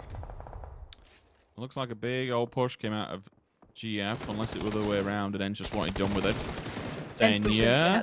Oh my god, it was actually Fex who came back, saves him for all but a moment, and now he goes down. So it's literally an event. The last player standing, and TSM, by pushing down towards that snaking road, it's paid off so big. They keep control of the top area. Yes, it is pulling away from them slowly but surely. But if they can now take down Levent, this gives them full height advantage and rock control. All the teams downwind of them, let them just batter each other. Let them kick the living bats of hell out of one another, and you boys stay alive. This is a good safety area. They've only got one point of contact, being Levent, unless Tornado Energy decides it's time to move. But there's no way they're going to do that. They have one of the stronger compounds. Or excuse me, the stronger apartment blocks, should I say. Oh, no, it's not. No, no, they are compounds. Excuse me, they're over the road. The two apartments are actually pushed outside of on the opposing side. Who are the ones that are currently outside this circle? Omicron, Ends to a lesser extent, have to cross the road. Omicron's cross is going to be brutal, Rich. Like, look what they've got in front of them. Every building's in front of them, right? Yeah, there's literally that gap. There's like a solid gap between them and any sort of cover, and you can see Northern Lights know it. FaZe are going to know it pretty soon. FaZe at least do have a knock against them, so they're the ones who are going to have, I guess, a bit of a weakness. So if you're Omicron, you push FaZe's side rather than Northern Lights because you'd have to run the road. So it looks like Omicron have chosen. It is over to this side, but they're still not in yet. Some of this compound is, but not really playable. So Ents to their right, FaZe in front. Not an easy game to get past. FaZe are down to 3, and I think Ents are as well. But Omicron, you get attention to 1, you're going to have 6 players staring you away. They're just scraping the edge of the circle, so they'll be in, but will be extremely deadly. I reckon just pull back for a second, over peak, and it's job done. That was the one player they needed to get rid of. He's inside the circle, so that should be an easy revive. Depends where the circle goes now and how much harder it becomes for TSM, because that's a Death Valley run if I've ever seen one. Should it be unfavorable? Out of the line of sight for Jempty so you can get the res off onto Vasco. T-Bone and Page are over. Oh, Digger aim. That's a good amount of shots as well. They are. But they're sharing pretty much the smallest amount of room ever. Vasco's also fallen down to the blue again. Okay, so he may have just got him back on his feet. Jempty will fall. Spyro, different angle as well. Steals the kill from FaZe Clan. Aitzy goes down. Fuzzface burns him. Oh, no, no, no, no, no, no. That's a bit of a mistake, unfortunately. Vasco out to the blue. He was knocked by a team. Excuse me, no, he wasn't. He actually knocked by the blue as well. So that's an instant one taken away. You said N should push, Lauren. That's exactly what they're doing, but the angle from T-Bone's disgusting. I mean, it's through smoke. Like, what are you meant to do for Ents? I mean, they've done everything potentially they could, but now they've got bigger problems. So Omicron, yes, they tried to capitalize on Ents' misfortune, but while this happens, you got attention now being drawn from Northern Lights. TSM need to leave the hill, and that's pretty much a death sentence all day long. I don't think it's going to happen. Maybe I'm wrong, and we'll catch up on that. I want to see what Ents are doing. That's a really fun one. They've had to make the way across the road. Gustav's Molly already greets Tixu and puts him down. A little unfortunate, but it's how it goes. Diggory in the building. Squeaky's there. Maybe they can still hold on to this. You can see Omicron did have T-Bone knocked. It looks like Paige is trying to get him up, so there could be a chance that we have Omicron with 2, maybe Ents with 2, potentially 3, but very unlikely 3. As soon as Tixu tries to make it over, he's dead. But it could bait out for Ents to make a push if they wanted to. Again, that's very brave. But for now, we have 3 teams stuck across the road here. You have Omicron, south side, FaZe, center, and Ents top. And then on the other side, yeah, again, this is not surprising seeing any team pick it up TSM. They're stuck up on that hill. They can't make it down cleanly. On the other side, who's in the better position in your mind? Blaze, Northern Lights, or Tornado Energy? Between, I mean, there's an opportunity for Tornado Energy to actually run to the middle buildings, but they've been gate kept and held at gunpoint by the Northern Lights. It's really hard to say. Yep. With it centering up, you'd have to say Blaze, because they can just worm themselves into those middle buildings. But I'm assuming the middle area between them, if memory serves me right, their containers are not priority. There is some apartment blocks in the middle as well, which may benefit one team or play a factor, but for me, I think it's the crate areas, if memory's serving me correct. Yes, it is indeed. So between them, very little to hold on to. I'd assume that TSM die here and maybe just give it up to the blue because they know they can't really make it unless they run under the sound of gunfire. We shall see. With everyone else kicking off below, there might be an opportunity to try and make something happen. Nope. Perfectic spots them both. Miraku Effects dives to the zone as well, says, now we're not giving that one up, not a problem. So a point in reserve goes the way. Look at how many smokes are up though, Lauren. Everyone has to run. This zone is going to kill you, and if it doesn't, the players in front of you most certainly will do. This is going to be wild. Northern Lights. All the teams on the opposing side of the road, it's time for them to dig deep and pick up some frags. Page fires back. T-Bone on the floor. Might be able to just get him up. Northern Lights again. We said all these ones over on the opposing side are just going to strike. They're hungry for 3 points through the smoke. He dives in. Aitzi. Full space. Still plenty of health in the bag. Blue on the back. You can't get touched by this 8CO. This will indeed kill you. Don't jump up. Get across. Don't let it touch you. Go, go, go, go, go. Smokes are there. He actually gets the kill as well. That's bloody good. He does have the wall to work with. He has a smoke. He might even be able to get the res off of it. That is phenomenal for FaZe. Can if he gets that through that crack? He does. He gets example. That's huge. Okay, let's keep this vertical because Blaze is now sweeping from the north. This is going to be the clear up crew. Can anyone stop them? So far, no. You do see Spyro putting up some damage towards Lipsin. That's going to slow it down. Northern Lights trying to hold their position as long as they can, but they have to move. Everyone else has already started that maneuver. Northern Lights about to leave the compound they're in. You can see this has forced Tornado Energy to fight Blaze. That's a really nice approach. Potentially for Northern Lights, this could work out well. They could turn up as the third party rather than the ones engaging. However, these two taking chunks out of each other. Example down low, but Lazar down lower. Quizzy there to get it done. Now, Rip9, smoke goes in. They're trying to build a bit of a wall themselves, but now here comes Northern Lights. They've finally turned up. They've left the compound. They're working through the crates. 4 players too. That's a massive amount to play with. But now Rip trying to move around that smoke. Look how much smoke is down here. If anyone wants to count it, good luck. I can't count that high. It's too tricky. But this is going to come down right to the final moments here. Perfectix does find Apocalypse. They're already going to work through it, but Batulins is down, but he gets good vision. Information found. Spyro getting across Alia. Right next to him to deep finds Alia. This is good work from Northern Lights. Rip now the last one standing for Blaze. He's going to just crash into the 2 Tornado Energy players. Oh, he's taken down 1, but he gets traded on. Now Northern Lights with 3. Tornado Energy with 1. The nade's not bad. And now you can see Quizzy trying to make a way forward. He can do something about this. There's 2 players knocked, and Deep is there. Quizzy posed out. Oh no, it's good. Oh, the fence! He's whiffed at the fence! Oh, he pushed it up. It pushed it up. He couldn't. I don't think he could see. I don't think he could see in that smoke either. Like, I think he saw almost nothing of that fence. Oh, that's crazy. That is crazy. Little note for Perfectix as well. Actually went onto the top of the crates. I think he got 1 or 2 knocks from up there to actually give him some vision above the smoke. So a bit of a 900 IQ play. It's a ballsy play because going up there, you're open to all of Tornado Energy. But he did so much damage to Blaze getting around the corner. Pretty wild. And what's more impressive, that's back-to-back games where we're seeing Tornado Energy and Northern Lights with frags up in the top 3. Yep. Like, I mean how far down was Navi? Can't remember, but... Navi at the start of the day, they were 9th, Northern Lights were 8th, Tornado Energy was 10th. So this is a big pickup for these guys. It's a big, big jump.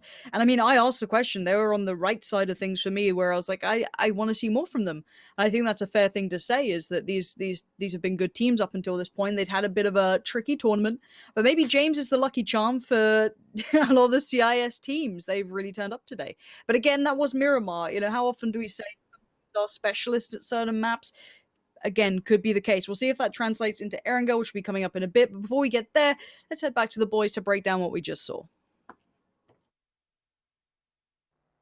That's right. Don the dressing gowns, because Northern Lights have got themselves the victory here for game number 2 on Miramar for the day. And it was down to the wire, or should I say down to the fence, Toby, because that was slightly unfortunate there for Tornado Energy at the very end. I kind of want to give them just like 8 points each for that one, because I feel like had that fence not been the way that it was, that would very, very much have been a TE back-to-back win. So, interesting win. It's been a while. I was trying to think back, when's the last time we've had like a proper city ending, at least in the EU PUBG. It's been a good while.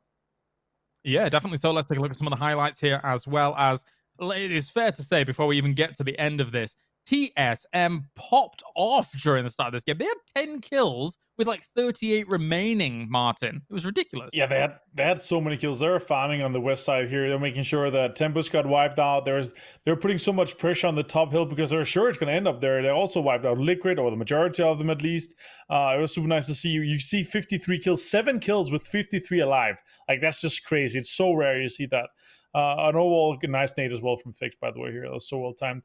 But I love the city ending, guys. Like, I gotta say, it's so rare we see those very nice shots here in the area. A headshot. Oh my god, a headshot Apocalypse. Calm down.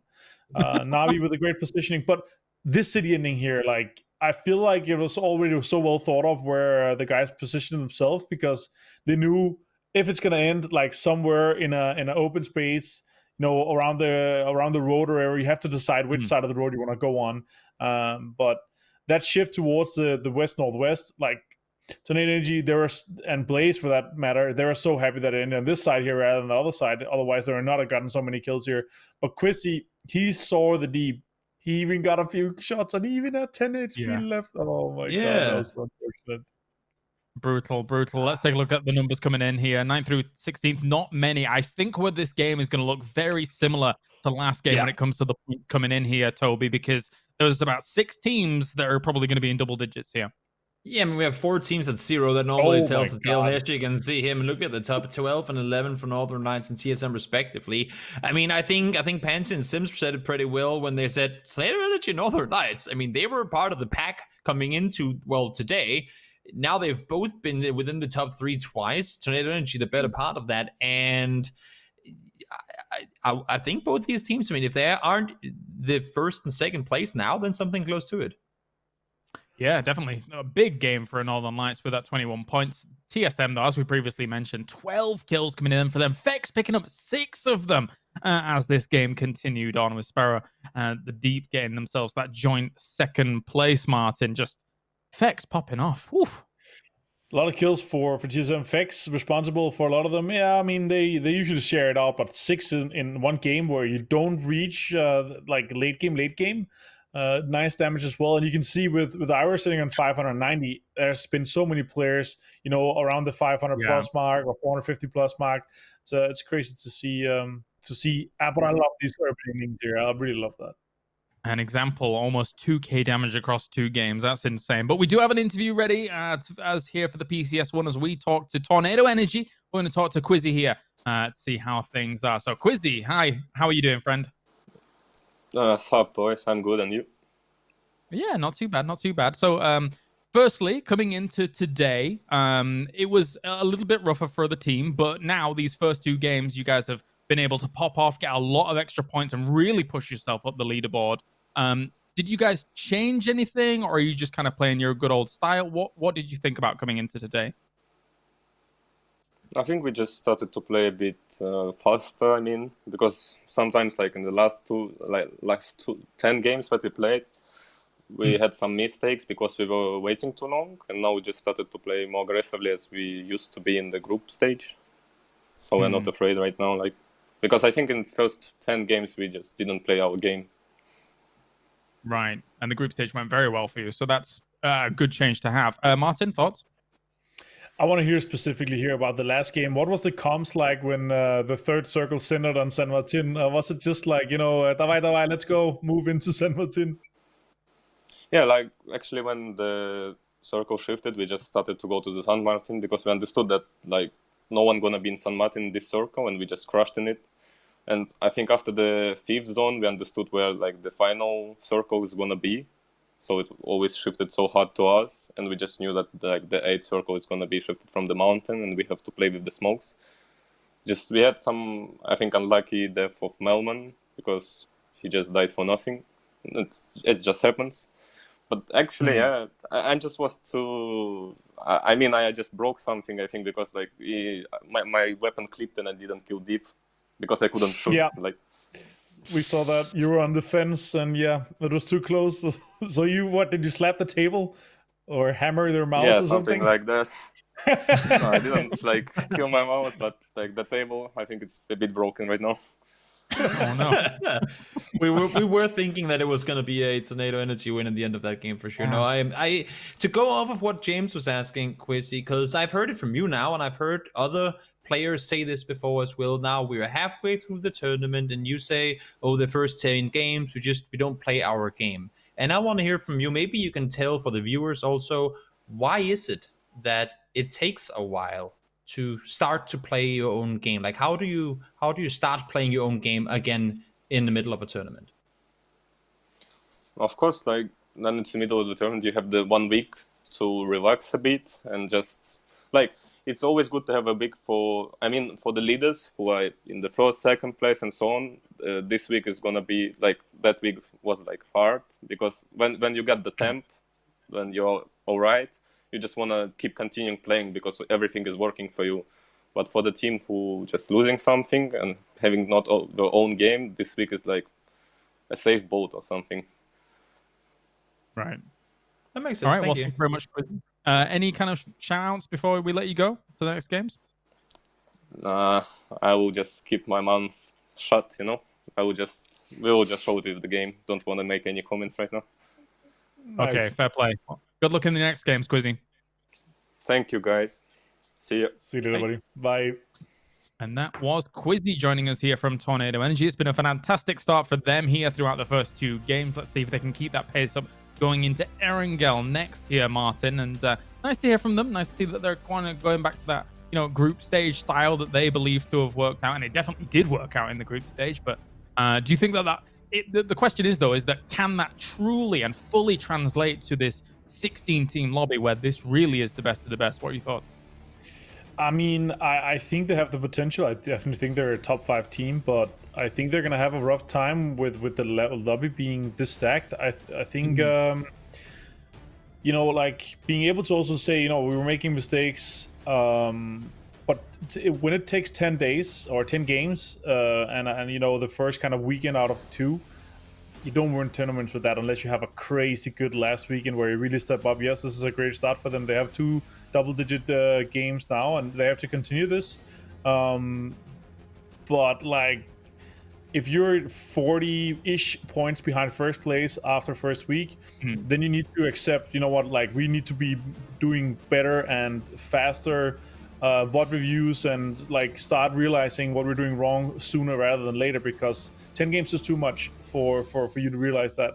You need to be able to do that in between, the first day and the second day.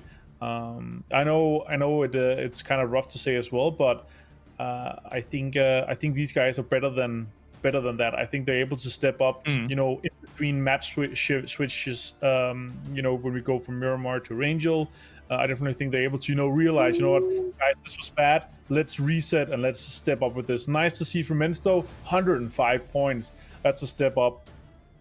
Oh, yeah, and Northern Light. Oh, look at that. They're jumping into. Oh my God, it's so close. Big now move. At the top. Yeah, 105 points, as you mentioned, for France here. So actually, Team Liquid in those past 2 games really didn't get much on the board at all, only 3 points. But I'm sure we'll see them bounce back. Ents now in first place. And if you, Toby, were to told me that Ents that we saw bomb down in 2019, come here into 2020, not have the easiest start to the year either, and now be in first place here after 2 and a bit days, I wouldn't have believed you. This is a great performance by them so far. Oh, it's wild. I mean, they barely even qualified for the finals, and I don't know what they've done over the last week and a half, but it's been working. Their aggression that they're showing now, I was hoping to see them go a little more aggressive when we saw them now in San Martin, but as Rich pointed out as well, every time they tried to cross that road, Omar was there to hold them back. But it's the fact that they try. It's the fact that they want to go aggressive. They try to see where can we make a play instead of kind of just being the boxing bag on the wall that people can punch around as they please. They are now going out and saying, we're not going to play that PUBG anymore. We want to have a saying in how we play PUBG. We're not just going to adapt to what everyone else is doing. And I think that's great. And I think that's a big part of the reason as to why they're sitting where they are on the leaderboards.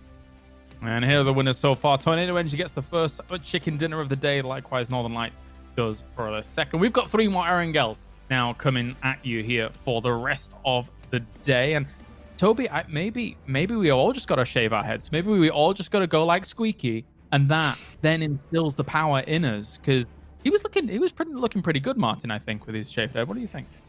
I think Squeaky looks good no matter how much hair he has on his head. Like, it comes down to how much beard he has and stuff like that. That's where we start questioning ourselves whether if we should continue to grow our beards. I always shave, every 10 days or so when it looks like I've gotten a few millimeters out. But I think Squeaky look very good with no matter how much hair he has on his head. This is not true. Martin can't grow a beard at all. Anyway, we're going to the Erangel. It is time. Sims and Pansy, bring us the grassy pastures.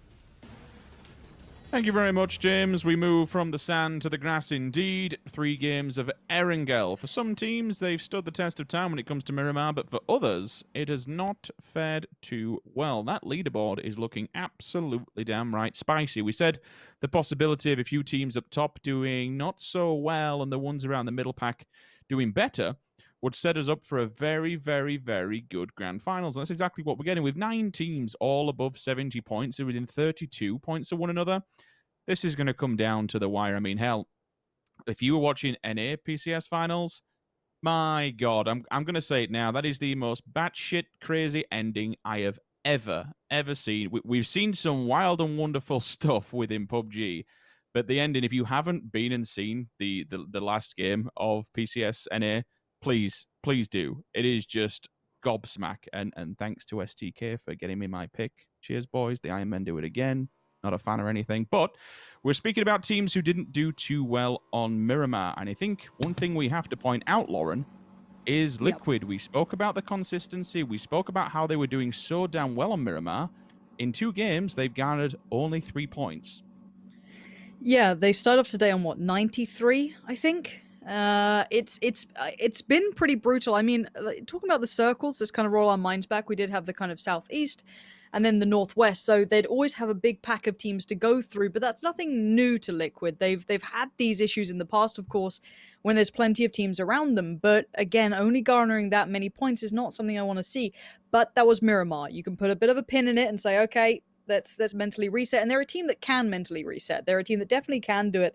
So I don't want to kind of put too much pressure on them yet. They're still in second.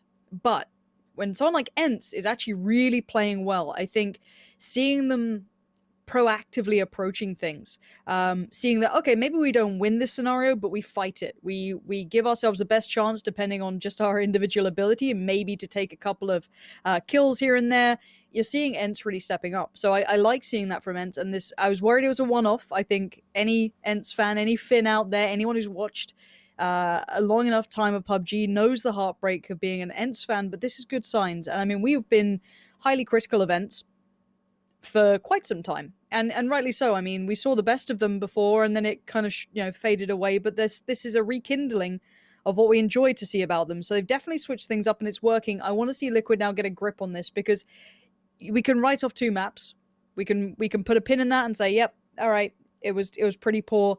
Very, very poor positioning, being picked up pretty early. I think 2 kills so far was basically all that got them the points, if I'm not mistaken, or a couple of kills here and there. So again, not enough for someone like Liquid. I want to see that improve. We're seeing TSM, fighting, lights out sort of fights. Again, maybe not having the most formidable finishes potentially, but they're actively taking aggressive fights in this, and I like that. Again, it's showing that willingness to really scrap for it, even if the scenario isn't favorable to you. And the CIS teams, God, let alone touching on them, Tornado Energy, Northern Lights, shooting up that leaderboard from being 8th for Northern Lights at the start of today. Tornado Energy in 10th. They're up at 4th and 5th. This is a big swing of performance for them. So everyone else who was previously in that top 5, even top 10, has to now find a little bit more of a spark, a little bit more of a kick, because that top end is getting heavier now. It is. And with a circle like this, it kind of throws matters into the wind, especially when you have, 1, 2, 4, 7, 8 teams that all are currently over on the East Coast area, or between East Coast and middle of the map. Northern Lights are in your favorite place of the Tendy, all the way up at the top, Lauren. Zaki will be their home turf, so they'll have to come down from there and cross the bridges. But it depends if WP What's your favorite place? more recently, well, James pulls me. I play a lot of PUBG with James. He's a Yasnaya boy through and through. Like, he likes his quiet areas a bit more. That's a bit, extended away from the pack a bit. I just like Pachinki. There's one particular building, call it the O building, literally on the letter O, the little 3-stack. I always land there, me. I don't last long, but it's still my favorite place to kind of go, especially if Circle's there as well. It's always good fun. Still love a Novo and a Georgia Pole. They're my jam. Yeah? I like crates.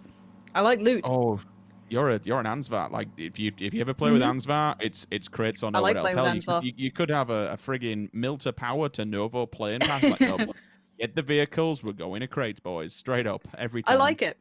I'd rather the logic in my mind is there's a lot of loot spawns. There's a lot of like potential places for loot to be. I'd rather have a chance to get better loot than sit there on like, garbage loot. Speaking of, hold on. What's just happened over here? Set just individually killed that many? Because I saw the rest of Unity. Oh wait, 3 players from Unity were over just kind of above the Sosnovka Island writing. So way further to the east. Set was on his own. How the hell did Set just find those individual players? I don't know if that's him being preemptive. I would like to, if the observers have a replay of how that were actually set up and how it all came together. Like, I'm intrigued to intrigued to know if he knew this was happening, it was preemptive, or it's just damn bad luck on the side of GF on a rotate, and it just found him. It's one or the other. He's either been super smart about it and have read this and actually extended purposely into that one spot to cut him off. Yes. Or it's just damn bad luck. I feel as though he was in the perfect position to, that's where everyone goes to scout from. Maybe he was just waiting up there. I don't know how the scenario unfolded because, again, you don't expect someone to go 1v2 and win. Especially when the rest of your team is pretty disconnected from you. So yeah, for game frame, it's, okay, Eastern Bridge, let's back away from this. We don't want this fight now. What a pickup. Wow. Good start for Unity. That's going to get them feeling pretty comfy in Erangel. They're straight in. 2 free points. Love that. Now, where are most of these teams heading, Rich? Because it's not the normal kind of Gatka cluster as such. Normally you see a lot of people around the V area, this sort of thing. People are actually avoiding that almost. It's almost landlocked, quite weirdly. If it had been just touching the north a bit more, up until basically the bottleneck of Roshawk down to the yellows on the cliff face, you've almost got water on all fronts, which is kind of crazy to think. Yeah. Ooh, back tires out, unfortunately for Diggory. The Mutant going hard, which kind of tells you how Nixty's game's going thus far. 7-6-2, which is becoming a very common thing. You'll notice now with the barrel and how strong that the SLR has become. A lot of these teams will begin to just harness the power of the 7.62. Orange actually picking up the green, should I say, because the green machine is now in play. The AWM will keep an eye out for that in the kill feed, and hopefully the observers can catch a few clips of that bad boy in action. But to be honest, Lauren, this is a difficult one. It will become quite fun if we get like a south, I say fun, messy is the better word, some southwest push, so you keep in Primorsk, but you also keep in the little yellow lighthouse towards the west coast. Mm-hmm. Yeah, this is the all the makings of a very wild and wonderful game. We'll all just slowly watch this blue encroach, and as it does, yeah, I honestly don't know. I can't answer that one with full effect because I just don't know. I hope it's not Quarry because I don't like Quarry endings. I find them boring, but it's a little too messy for me, and not in the fun way. Yeah, there's a bit more with a bit more space and a bit more items to play off the back of, some hard cover. It has become better to play against and to play with, but for me, I just don't like Quarry. I never have done. It's boring, especially if the ditch in the middle is the death zone and no one really likes to go there. I'm more intrigued about the circle. Let's see how fun this game does become. Come on, give us the southwest. Hard shift it. How much did you pay for that? There you go. I mean, unfortunately, it leaves Quarry in play, but that's so little land to play with for 16 teams. Oh, no. That's going to be nasty. Yeah, even the observers didn't expect that one. Half the circle is just not in shot. I mean, yeah, that's pretty wild. You got Prim down there. You've got a lot of isolated territory that people aren't really going to want to go to. Primorsk is a very rare ending because there's so much water surrounding it. It's just very unlikely to happen. But who does this play well for? The men on the screen, Unity. Oh, Redline are completely unawares, Rich. This could be a deadly pull-up. Set's got to be careful, though. Did well against 2 earlier, but do you fancy a whole fight against the whole team? Uh-oh, Iverse. That's a one-shot. Any of these bullets will do it. Set, this is huge individual performance from this man. That's a free flush. Might be time to dip out, potentially, because Marv and Michael are now coming over, and you don't really want to outsay your welcome when Unity have such a wonderful compound to fall back to. They've got such a great area on the map. They'll hear Set rotating away from this, and rightfully so. You touched on it. Across the road, they have this beautiful compound to themselves. You have a wide open field in front of you that everyone's going to have to track across if you want to get to it. Like, it's just it's a safety net. It's a moat, basically, of a castle. It's the whole safety net in front of you and gives you ample time to be able to just shoot onto teams in front of you. And then I saw orange on the hillside behind. You have so much hard cover provided by the trees that you can just dip between and play off the back. And it does bevel either side of that hill. So you can always lay down if needs must, and it just becomes an emergency scenario. He could put the AWM to good use. It's a little bit hard with the buildings on the opposing side when it comes to Redline. If you're going to get a knock in a building, 9 times out of 10, they're going to be able to get themselves back on the feet and hide away from your second bullet. So it depends, do you want to waste that AWM? Remember, you only have 20 shots when you pick it up out of the crate. You have to use your mental arithmetic. Should I take this shot? Should I not? 9 times out of 10, it'll remove a helmet. Or it is 10 out of 10. It's going to remove a helmet. So you're taking away utility. You're causing damage. You're causing knocks. Bleed out times increase. But still, with a limited amount of ammunition, put that weapon to good use. Unity have such a solidified position now. The only thing that could really go wrong here, because Orange is on his own, is someone dinks him, and then the whole team pushes. That level 3 gear, that AWM, it's removed from play, and his teammates are left in a 3 versus whatever, and they've got a team up on the hillside behind them, which is just so much pressure to deal with. This is a send and a half. Well scouted, well noted that this was available. I mean, they've gone through Tornado Energy, Blaze, GF, and Na'Vi.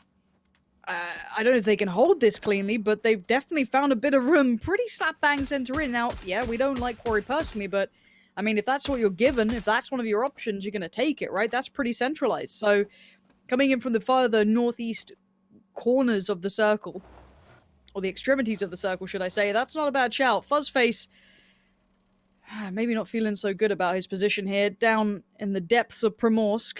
Does have Uber not too far away to help him out if he needs. But again, this is a brutal game for a couple of teams. The Penguins certainly out of sorts here. Got to say credit to Northern Lights, considering they were way up in Zaki. They've made it down here pretty comfortably, sticking towards that western side. And then again, so you've kind of got the 2 trains of thought here, or the 2 options. You have the coastline, which some teams have had to opt for, and my word, we're going east. It's probably a quarry finish, but that's a lot of the southeast involved here. We've seen a few of these, Lauren, where we get that long woods play coming into effect. Yeah. This now allows FaZe Clan, you'll see them instantly on the move. They can regroup themselves at the building across the road. Wouldn't be too surprised, as you go across into the woods, you'll have like this ridge that falls off, which will provide you some level of cover. You can keep that clear, that's the best thing. You don't have to hit those ridge lines just yet, but you can have full vision, because where 8C is, you have this level 2 building. You can have a bit more availability and view. You know, you can look straight in front of you and have so much ground to be able to cover and keep defended. Diggery. Damage, but still going. So FaZe can keep that clear, and that'll be their emergency plan. Should they have to cross the road, it'll be somewhere to find landfall. So at the moment, FaZe's position is so damn good. Wookie Bookie, Kleb on the defensive. That's 2. Senya moving back onto Cliff, so a bit of a 3-way here. The crash comes in out of IW, and Tempest answer it, but unfortunately, death from afar. The smokes are down. Tom was actually pulling the vehicle in front to defend his teammate. I like that. That's a billion IQ play. Will it work, or does he see him through the smoke? If he lands that, oh no! He hits Wookie in the head and then hits Clip as well. They've opened the door and got him in. Now we have done so much damage here to Tempest. That's disgusting. There's smoke there, Na'Vi. Stop it. Obviously, they know where the door is, so they're just spamming around the doorway. They're well and truly going to be lighting that up, but devastating for Tempest. And bear in mind, got to remind ourselves, Wookie Bookie at the start of the day only came into this with 3 kills. He was not having a big performance. Tempest was certainly not having a big performance. So they could definitely do with this going their way. Michael's getting a little curious about this Na'Vi presence. He's pushed himself up on his own, but he does like to be a bit of a, not not a lone wolf, but he definitely applies pressure when he feels like it. But them being split apart can now be a problem because Marv is getting some attention from TSM. Forced to fight here, TSM, and Iroh hot on your tracks is not something you want. Vard already at the building as well. Michael better pull himself back potentially here because Marv and QBE are in all kinds of danger. Is it time to strike? Now, has to be the instant confirmation. We said this time and time again, it's okay biding your time, but you have to be aware of that instantaneous reply. It is signed, sealed, and delivered. That'll be a kill on the side of Na'Vi. I would expect QBE, for me, is completely in no man's land to be able to get a hold of this. Ira caught in the heels. Bar tries to shoot back into this one. Jimbo having a fight with the rock himself. Just needs to overlean this one a little bit more. Smokes are down. They'll have to go for the hard run here. The hard commit if they want to get Ira back because he is bleeding. Jimbo did get a shot in. Nice shot. Does he hold this one? I suspect he does. There's a shot on either side, but even with 19 HP, he's just trying to deny the revive at the moment. Vasku, the down player, but it's still kind of in play all the same. Love a good bit of ball action. Smokes are being committed here, and he is looking. This gives him the opportunity to dive in the vehicle and just crack on. I mean, honestly, I'd just like to see him get in the vehicle and just hit the smoke, to be fair. Run the bugger over. Have some fun. Why the hell not? Circle does update. Pulls away from water. Everything we expected. I spoke about Quarry at the moment. That circle is creeping slowly but surely towards it. BSD have hit the Longwoods in front of FaZe Clan. They'll have danger on arrival. The defensive stance coming out of game frame should be a real thing. Oh, no. The bars, though. The bars are causing him problems. Party Beetle cannot get the job done. It's allowed IW to get up close and personal. He did not want this, especially if any nades come through. Rupture gets the job done. It comes down to Ab. This is rather unfortunate. It's all kind of gone wrong. He had to hold that. He had to deny them landfall. And unfortunately, this might deny game frame from getting above 16th. Orange, the green machine comes into play. Scooby hits the deck. They're down. They're out in 16th. They beat GF to the party, rather unfortunately. But nothing much you can do here. Just try and hold your ground and stay alive for as long as humanly possible. Yep, okay. He actually blocked. They're blocking each other. Are you... Stop! Come on, boys. You could have lost your life there, unfortunately. Ira falls again, which suggests that he did manage to get back on his feet. QB actually smashed in the face with a molly. They're out in 15th. Unity and Northern Lights, now Rich. have to face off against TSM as well below them. Yeah, look at Unity, look at Northern Lights. They've just sent it across the road, so they are at the foothill of this. Na'Vi are locked into this fight. There is not much of an escape here, and yet now they've got so many other problems coming their way. If Unity creep around this, they could definitely get Vision 2. There is no easy way out anymore, so there's so many teams around this edge of Quarry, and yeah, you're going to see problems aplenty. Who keeps themselves together as a good stack here? Ibby's still a bit disconnected from the others, so this is going to be a bit of a disadvantage for Liquid in the fact they don't have their full team, but at least they know their backs are safe. But this is plenty of problems for everyone else. Na'Vi down to just Senya, surrounded on too many fronts. As you can see, TSM right in the middle of it all.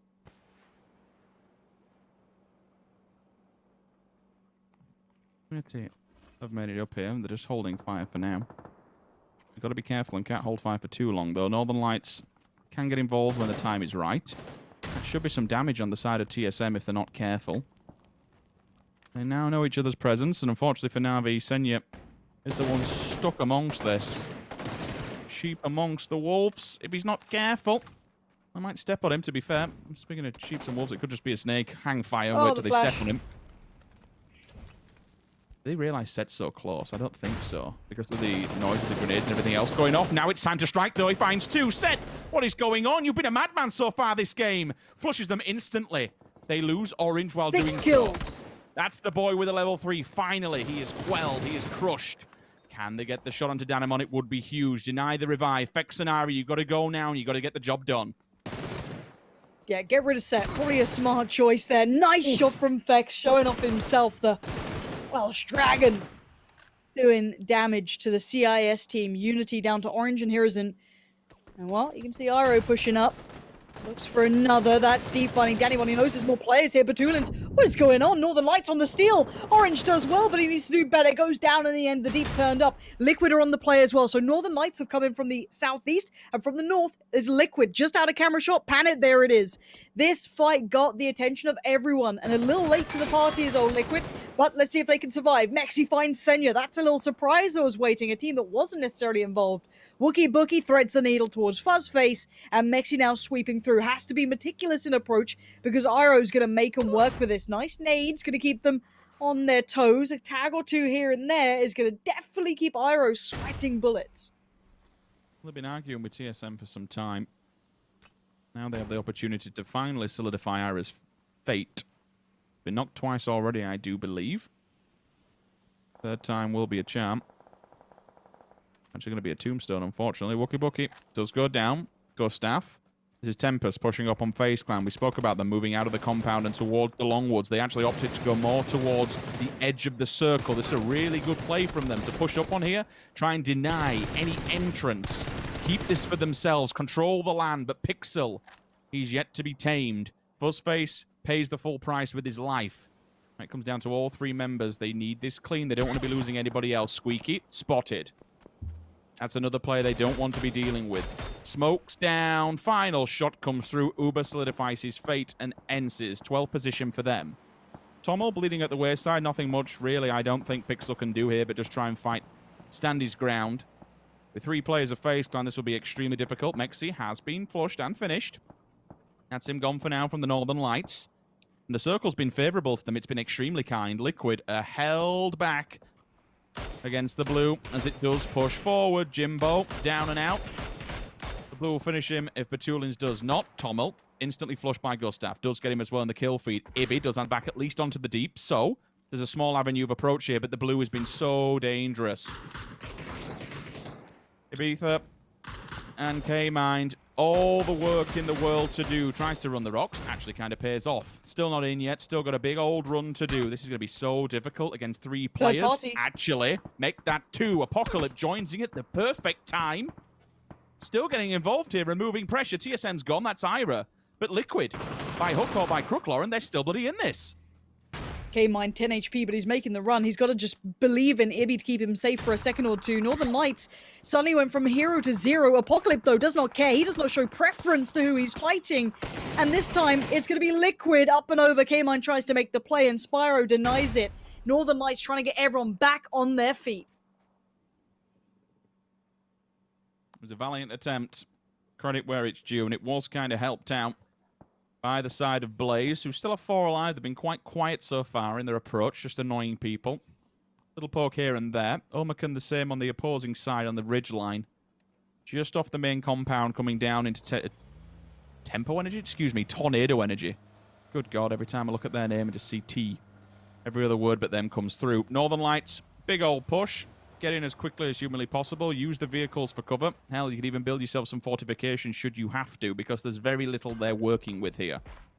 The Harry Potter's directly in front of them. And my God, they are going to need some magic to get through this one. The vehicles could be the saving grace. Hit the Harry Potter with all you've got. Pack them up below it. T-Bone. Page with the finish. Lipson in the vehicle. Out the back of it. Good shot from him. Denies the movement. Slows them down. Players are left questioning, where do we go from here? It's an open valley should they advance forward. If they go to the left or the right, they're going to have WP to play with on one side, or Omakan to deal with on the other. This is not looking good for Blaze. Although it might be looking a bit better now T-Bone's run his team. Yeah, to run his teammate over. What happened there, boys? Big old push from FaZe. Going to make it happen. Example, man of the hour. Gets punished, though. Uber, good response. That's massive. That allows them into the compound.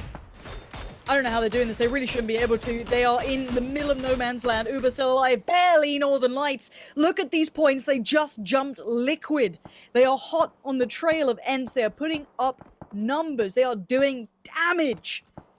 These are a team that I questioned at the start of the day. You know, was this did we get a glimpse of what Northern Lights could be earlier, or was this, you know, was that sign of things to come? Was this, you know, late game tournament they come alive? And it looks like it's the latter of the two options. Northern Lights have definitely stepped up here.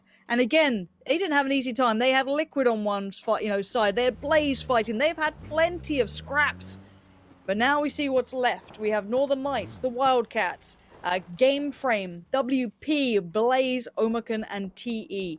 Tornado Energy, if anyone, you've got to say, have such a big bit of land here. Blaze are making this ditch work.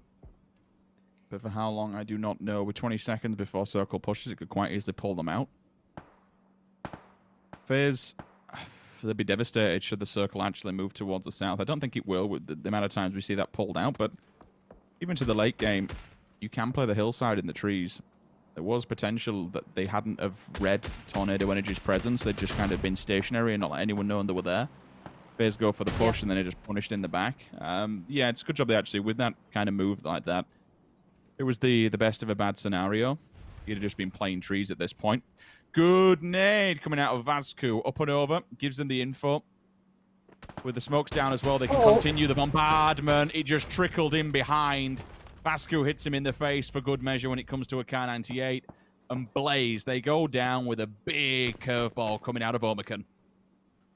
Now, the question is, how do Northern Lights approach this, in my mind? They're in a really weird spot on the outskirts, very little cover to traverse further ahead. There is that one ridgeline, but the problem is that ridgeline has people like the Wildcats, GF, and WP all looking over this. So for the Northern Lights, if they make it past this point, it'll be very impressive. Still plenty of utility to look towards, but how do they utilize this? What do they do with it? WP on the move, going to get the attention of Omicron. To try and head towards the little bit of a position that I was thinking that maybe Northern Lights were opting for, but good nades coming out, keeping the Wildcats and a little bit of threat. Molly's there, but not bouncing quite high enough. And I don't see any lethal grenades left on Northern Lights here, at least in this aspect. Deep's got one. That's big. Let's see what Deep can do. WP holding back Omicron. This is a replay, but again, I want to look at what's actually going on here, because right now Micah is doing pretty good damage, but Vatsku just cleaned things up. Northern Lights on the push. Take down the Wildcats. Omicron succeed, and as do Northern Lights, but the fight's not over for either of these teams. Tornado Energy pushed out Rich. You've got Alia already out and about on the ideal ridgeline that everyone was going to be battling for. Moving this team in the middle will make things so much easier. Tornado Energy again. Northern Lights still last three standing. This is 3 games in a row now. The consistency coming out from the CIS teams is looking outstanding, and it's paying dividends when we come towards the leaderboard and jumping them up game after game. Omicron now, they're going to wrap low. T-Bone's dead. He's gone. He's unrevivable at this point. 11 kills coming out of Northern Lights. Can you stand your ground? This is the problem for Perfectix. 2 different angles to hold. Spyro runs in, and unfortunately might be running out here with 2 different exposed angles. It's going to be extremely difficult to get Vasquez. He's pushing this one. That could be formidable, but turns around. The blue tags him up. Page and Vasquez finish it off. Both of them go down. Quizzy has stepped in, though. That's an easy pickup for him. They're getting flushed from behind, though. 3 versus 2. It's going to be difficult. They've not kept a red and a check on where Quizzy is. Vasquez says, you know what? We're not having this one. We'll die out to the blue and deny a point. Tornado Energy. Off the back of an interview, we start with them on Erangel. That is another good win. So far, Lauren, CIS, they're turning up. I know it's only 4 kills, and it was a quiet one holding that compound, but it's still 10 in the bag for the win. 14 points is going to pay off so much. Like, this leaderboard is changing completely different. That middle pack where they were coming into today. This is good. This is fun. Yeah, it is. And let's, again, remind ourselves, Northern Lights just got a huge amount of kills. So I wonder how this shakes up the board. I'm sure the boys will break that down for us. And I'm sure James is happy as hell because, again, Tornado Energy doing wonderfully. Clearly, their lucky charm. Big Tornado Energy! They're making it happen. It's crazy. I don't know how this is going on, but they are playing out of their mind. It's not that big of kills, but they get themselves... They're actually my pick'em in game, so let's see if they can keep this kind of move up towards the top. It's some insane stuff by them. Like, fair to all jokes aside, though, a huge fair play to them, Martin. So far, these past 3 games have been phenomenal for Tornado Energy. Yeah, first, second with 11 points, and now this 14-point win here. Yes, only 4 kills, but it doesn't matter. Like, they were holding that down. They had to do just that. Like a game like this, a day like this so far, absolutely insane for these guys. They've really been able to step up. If they managed to get just a somewhat decent placements in the last 2 games here, they're going to have a hell of a day. Yeah, could have got themselves even more if Uber hadn't been so quick on that flick against Example, though, Toby. But it is what it is. You know, 10 points with the 4 kills.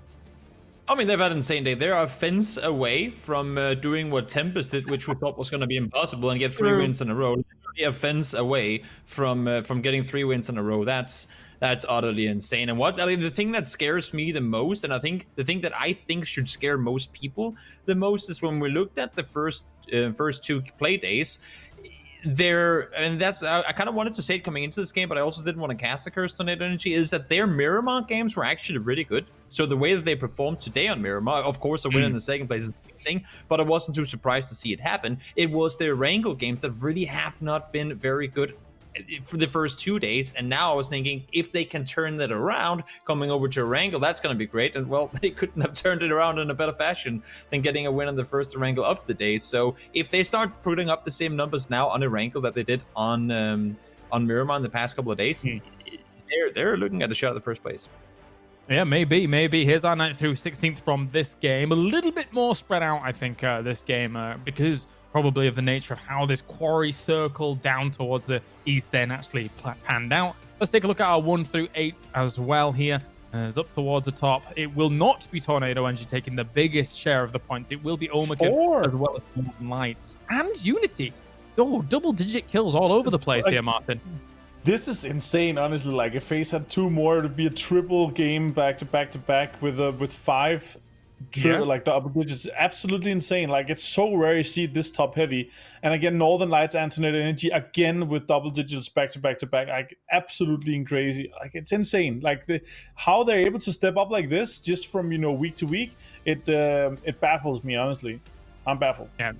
Very impressive stuff here. And one thing to note, aside from these teams that are getting the double digits, whilst we take a look at the kill leaders here as well, is that FaZe in the previous game got 4th place and 4 kills. So I think they ended up with like 8 points or so as well. So they've been pretty consistent with the point gathering so far, Toby. It's just not enough to push them to the very top just yet. Yeah, I mean, when you have 2 teams that keep harvesting every single game, it doesn't really matter what the other teams do because you won't be catching up to them. Now, the thing that I think is the most interesting about this and how we see 2 teams within the top 5 continue to be there is that the other 3 teams have been swapped out a lot. Now we saw Unity with a great game. They had a horrible game previous to that. It's really difficult for teams to catch up to 2 really consistent teams if everyone else is fighting for what's left over, because within that pack of points available, there just isn't enough to catch 2 teams, Northern Lights and Tornado Energy right now, who are doing as well as they are. All right, gents. Well, we're going to a short break, and when we return, we have 2 more games remaining for today. Will Tornado Energy keep this up, or will some of the big names here push them off that pedestal? We'll see in just a few.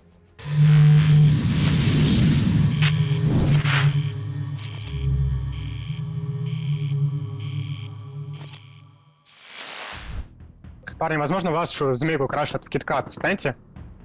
Со мной параллельно едут. Я вижу, в дальний киткат крашат. И у нас есть тюрьма, и дальний киткат крашнули. А нижний киткат? Он на будку заехал сюда, они собрались на одиночном доме. Ближний киткат фри? Да. Поперек дачи едет мне. Crashing! Yeah, crashing! No, they are not. They are crashing the other one.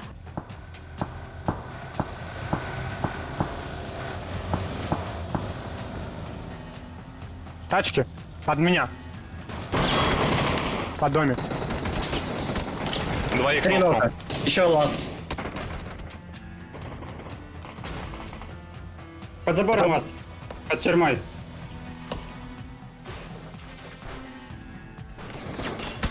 One guy upstairs in your house. I'm healing. I'm healing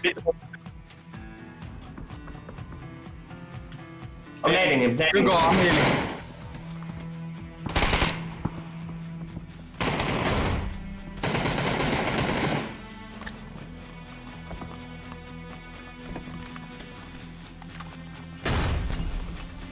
Smoke the windows and come back.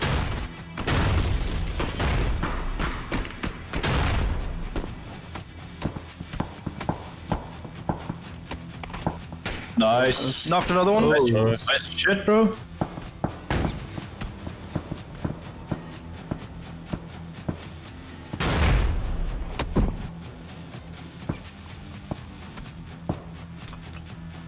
На второй ДМХ.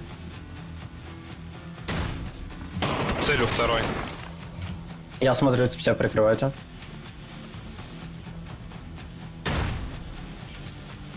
Он все, он один. Смог, да. Пацаны крашеные сзади могут. Надо подтвердить килл, отойти. Один Амакин. Все. Он на киткате, наверное. Резайтесь, забирайте киткат сзади. Другой склад может прийти, но не все это делаем.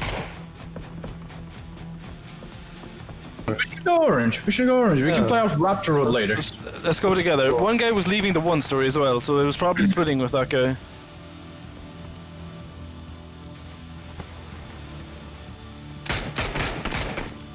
But they all left now. I don't know. We don't know. We need to be careful. Do you think he ran away? My nade failed. Watch out. Just go inside. Let's go in. Go in. I'm smoking so I can survive this. There's one upstairs. Yeah, he's upstairs. He could jump out super easily.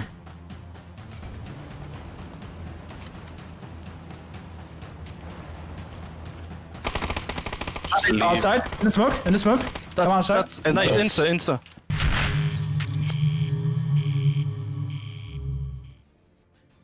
Oh, it's like watching a movie. I must say, kudos to I normally don't do this, all right? But kudos to Starladder for their artistic vision when it comes to some of these highlights, because it is phenomenal. More of this all day. This, guess who? Just keep giving us all this stuff.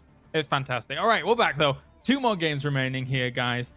Brilliant stuff. And we've got 2 more Erangels on the way. Toby, I'm gonna leave the court to you. What do you want to say, Toby? No, just off of watching those videos, I completely agree with you. It's amazing how good quality content that is. B is we get insights into not only hearing the comms, but also hearing the lack of comms. And sometimes that's actually good because we keep going, oh, there was this hectic situation. How were the comms? I mean, oh, did you all go, woohoo, super hype? But you notice in the heat of the moment, when it's the most stressful in terms of gunplay and mechanical skill, these players make so much room for one another to play their game. I mean, of course, you need the audible cue. You cannot just be yelling all the time. But you can tell once they start fighting, it's very limited what's actually being said.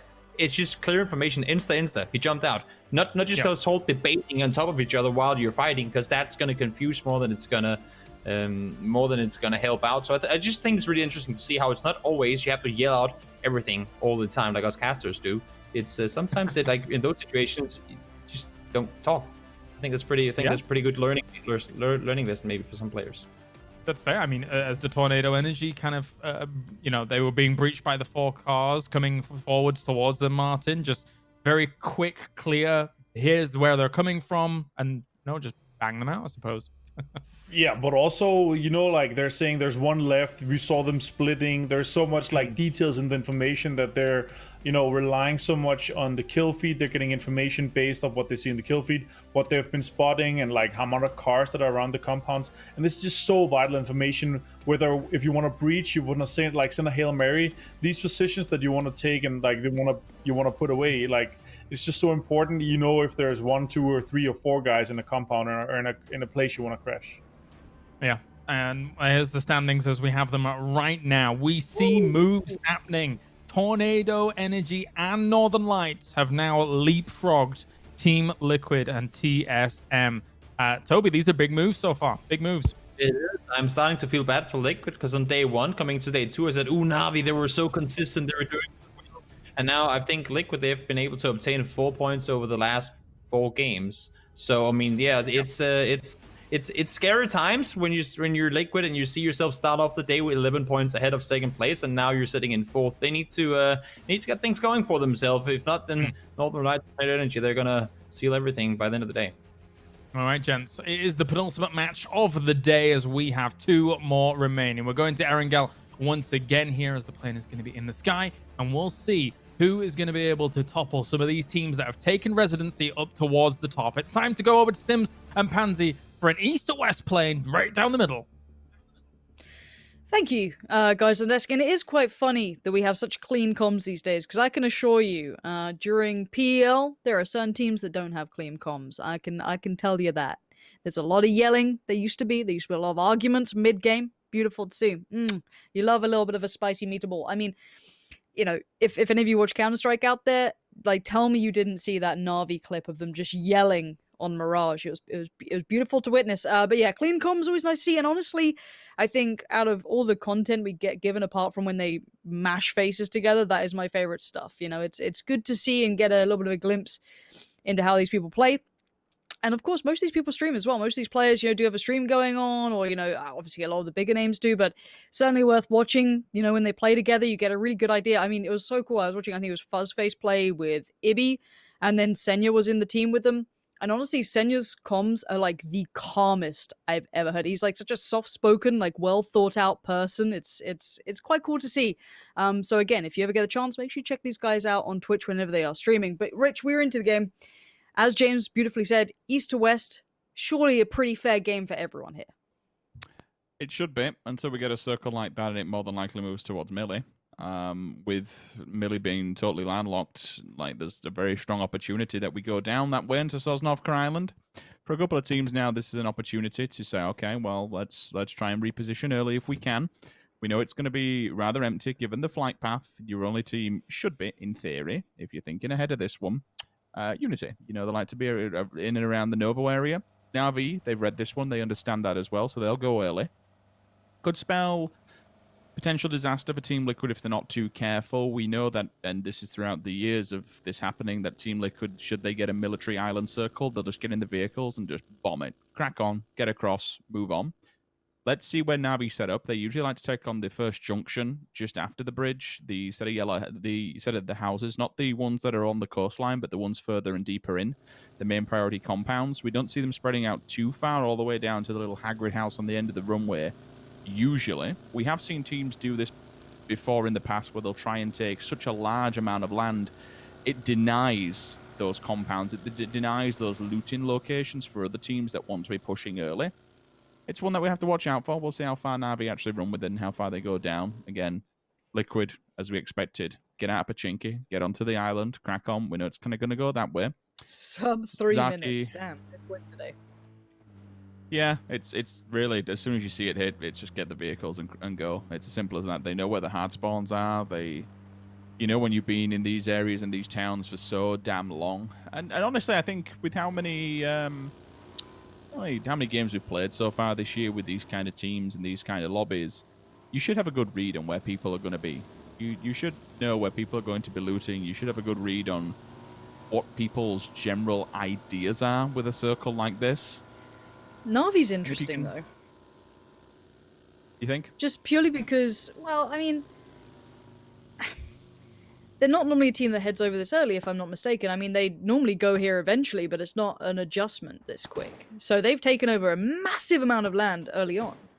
You know, this is quite a big chunk for Na'Vi, and again, it's not a massive move. I'd say they still, you know, traditionally do get over here, but this is early for them. I mean, how many times have we seen Na'Vi not, you know, gate, you know, bridge camping, just letting a couple of teams across? You know, Liquid normally beat them to the punch here. Which is why you just hear that barrel kicking off in the back. It's just a warning shot. We are here. Leave us alone. Don't do any damage. Face could be a funky one if Unity turn and face this. I'm seeing one player on the map that I have in front of me, just their arrow moving towards that side and having a look. Tempest is away nice and clean. Tomo can watch the quad and...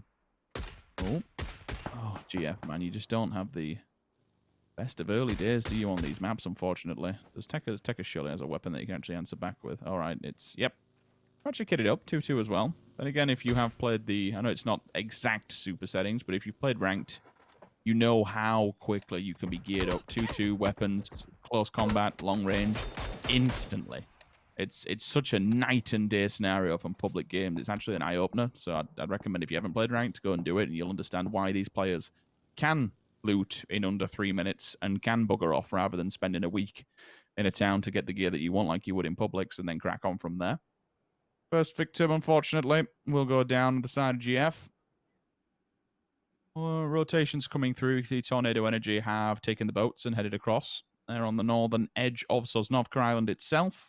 Good amount of greenery to play with as well. TSM might just take the western bridge and go for the yellows. They've played off that before, and we've had quite a few circles that hit towards that huge dip with the downed BRDM at the tree line. So maybe they go for the road play. Everyone else, I think, kind of at this stage, it gets more and more difficult. The more teams that make it to the coastline, the less boats there are to transition on. Someone like the Northern Lights is going to have a hell of a slow game. Yeah, I don't think there's much. I mean, again, I want to see how these people approach it. I always think it's quite interesting to see teams that do play on the extremities. Party Beetle did find Scooby there. How they approach it, of course, it's always it's always a fun thing when you see someone like Na'Vi approach a circle, right, when they play extremities on certain maps. This isn't that case, but someone like Northern Lights, definitely is the case. So it's always interesting to me to see how different teams play this out. I'm looking at Northern Lights, they're not even in vehicles yet. I mean, they really are taking their sweet, sweet time. Maybe feeling because there's so much land on the northern side, they can just slot in late game. Most teams, if they're early or mid, will try and get to the island. However, there is enough land in the north that, as much as you will assume that it goes melee, it doesn't necessarily have to. We have seen this a few times from Northern Lights. When they're feeling exceptionally comfortable, they'll take the time. They'll just play the long con and just chill out. And this is going to be one of those games where they arrive to the party extremely late and probably die in arrival, but by the time they've arrived, 6, 7, 8 teams have died in front of them, and they've just gained a few points off the back of nothing, which they shouldn't have really done in the past. Marv stealing the level 3, but probably handing the gun over, if I'm not mistaken. If not, we'll just see Ivers cleaning up scrapes or whatever's left over. FaZe, they did make landfall, and they're all in. Happy days for them. That's all the way on the backside towards the southeast of Sosnovka. Vasco's just in the distance, so they've got to be careful here. From the opposing side, where the Nuclear Penguins are actually setting up shop, Hellscream is probably dead at this point. I don't really see what else you can kind of do, especially with the vehicle being so damaged. Up in the ball of flames, but Blaze also, once again, doing the usual thing that they like to do best, which is third party. Onto Zorf. Bullet to the brain, and he will hit the deck. See if any kind of res comes out from that side of it. And they're holding 3 teams here, Lauren, excuse me, including themselves. Game for him have yet to get involved in this one. They might just be able to scrape by and get across the bridge nice and clean while this 3-way is going on. If you didn't know, on the opposing bridge, though, we have a stalemate, a very nasty standoff between TSM, Redline, and ENCE. Yeah. I want to see how that unfolds, because Redline's turning up. They're going to be on the more western side, where the main compound is on the bridge. You've got TSM. Ooh, Wookie Bookie just found K-Mine. Where was that? Wookie in a bowl. So that was from kind of the industrial building on the Millie Island across to the southern road on the Millie Island. So a big shot. But yeah, this is the fight we were potentially talking about. TSM are over by the yellows. ENCE are kind of more spread around. Redline are just on the hill behind that compound. So ENCE probably best move here for them. Get across while they can. They were able to scout it out. They might get a couple of shots, which they are, but they should be somewhat safe. It's not 100% safety, but it's a pretty good shout. Beyond that, though, just wait and see what the circle looks like. It's more than likely a Millie Island circle, but it does keep a bit of land in there. Not a lot, but a little. Uh-oh. Oh, no. Oh, no, no, no. This ain't good. Oh, that shot as well. Danny Mont just nabbing him out. SLR, so nasty. Tico, I don't know what you can do. Desperately trying not to give away too much, but I don't know if he can make it to those rocks and survive. Let's see if... Yeah, Danny Mont spotted him. Tricky, but does go down to the water, which I guess is a blessing in disguise. But beyond that, Northern Lights about to get out of the blue from the previous circle to get into the current one, or at least Perfectix is. The others are still pretty much over by the mountains, so you can imagine how far away that is at present. The Eastern Bridge, not fully resolved either. Blaze, the Penguins, Omicron, all over towards that direction. So, where is Paige off to? Paige is going on a right little drive. Might be looking for additional Another meds or vehicle? another vehicle. Yeah, I mean, he's got a +1 with him, so... It's probably going to be it. Paige and Vasco just looking for another car, maybe. We shall see. Looking for an entry point still. Northern Lights, this is up by Gakko. 2 of them are inside the circle, so at least they'll stop taking tick damage for now. Kemba just watching more teams on transition across the bridge. Feed this one back. Liquid, just so you are aware of where they are, same goes for Tempest. They're actually in the military base itself. Nuclear Penguins on foot. They've hit the beach line. Hope you don't realise that Laz is actually there, and now they do. Opens fire. Zorf stems that one for a second. That's a bit of a long-winded nade. They know Rips on the other side. Oh, and then Jempty from the back as well. This isn't good for the Nuclear Penguins. Fogarty's managed to get closer than what he probably expected himself. Another Hail Mary comes across. Does it find its target? Nope, it does not.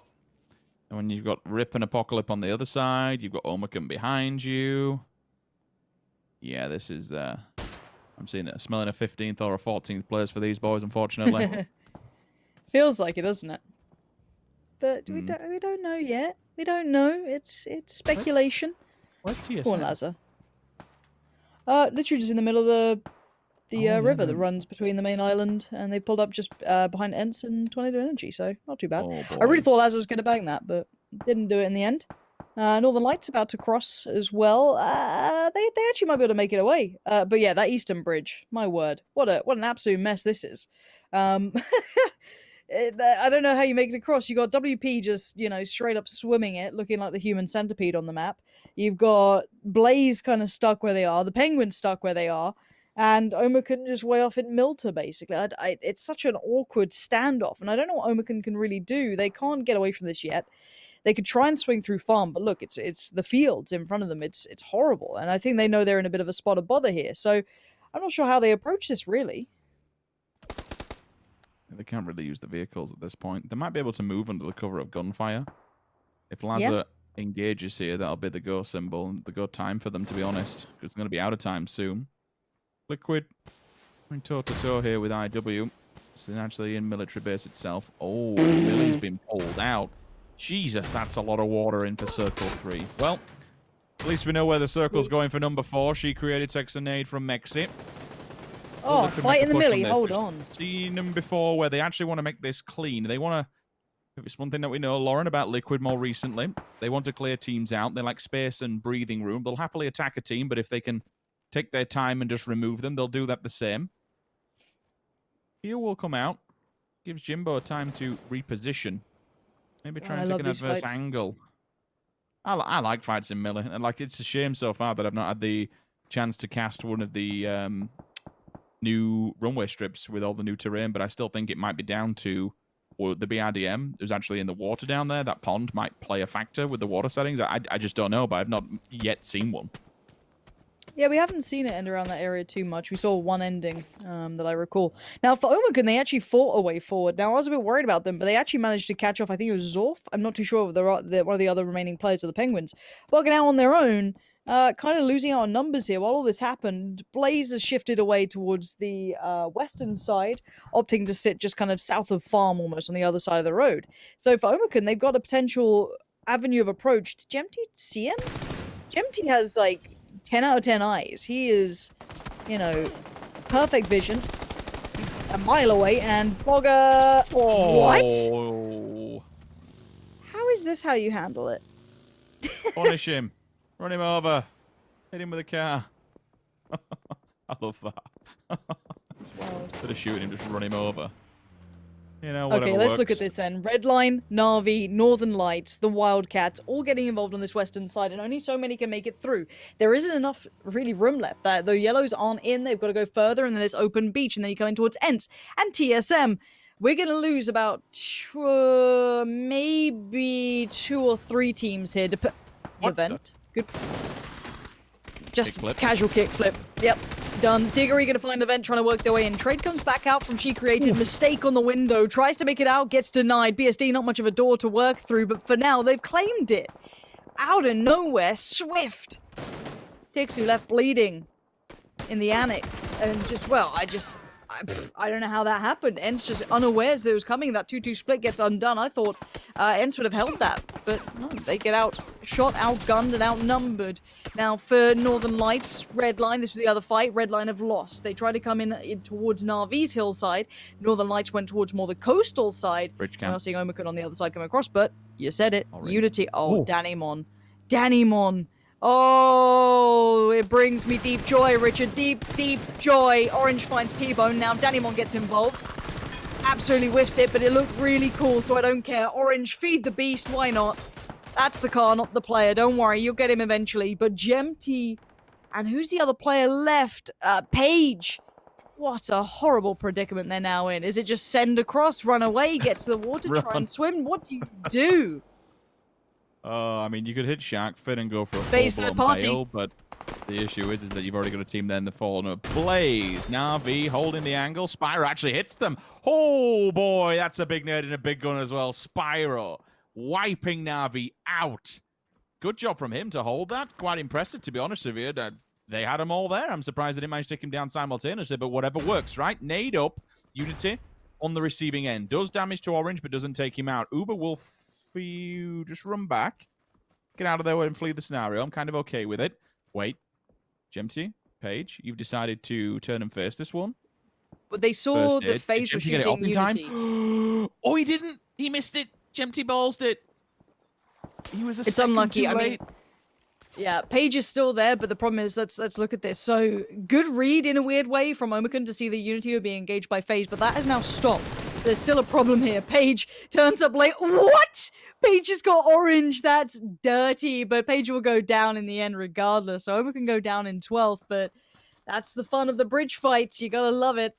FaZe disengaged because they wanted to maybe work out their better positioning on the circle, which is probably the right call there. Peel away, try and get a more, I guess, beneficial fight. Fighting off Unity, yeah, that's not a bad idea, but the better idea is to get to the circle, hold position, and give yourself enough time to potentially fight whoever's in your way. That's crazy. Paige drags a point out of that? Oh my god. Knockout of the back in the blue and he bleeds out. All right, but still, to grab a point.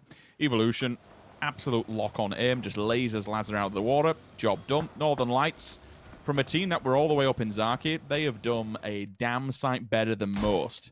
To get to this point, central of the map, damn near, with 4 vehicles and 4 players up. This is some good IGL. This is some good rotation and good reads, to be honest with you, to get to this point. Yes, they're not completely and utterly safe, but they can use these vehicles and push them together. If they lose the tires, who cares? It gives you a defensive stance and a bit of cover to work with. Lipsin still on the bridge. By hook or by crook, staying alive, but not for too long. His meds will wear out eventually. Nixties goes down from Dynamon.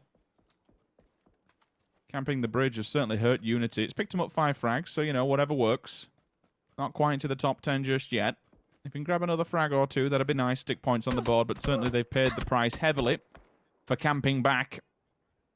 You have to weigh up the cost. Was it worth it? Could you have gone further in the game had you not sat on the bridge and been cocky? Who knows? It's still a few frags regardless. Northern Lights just keep on their march, to be honest. If you look at that, top of the table with 108 points. They've been playing phenomenal today. Absolutely lights out.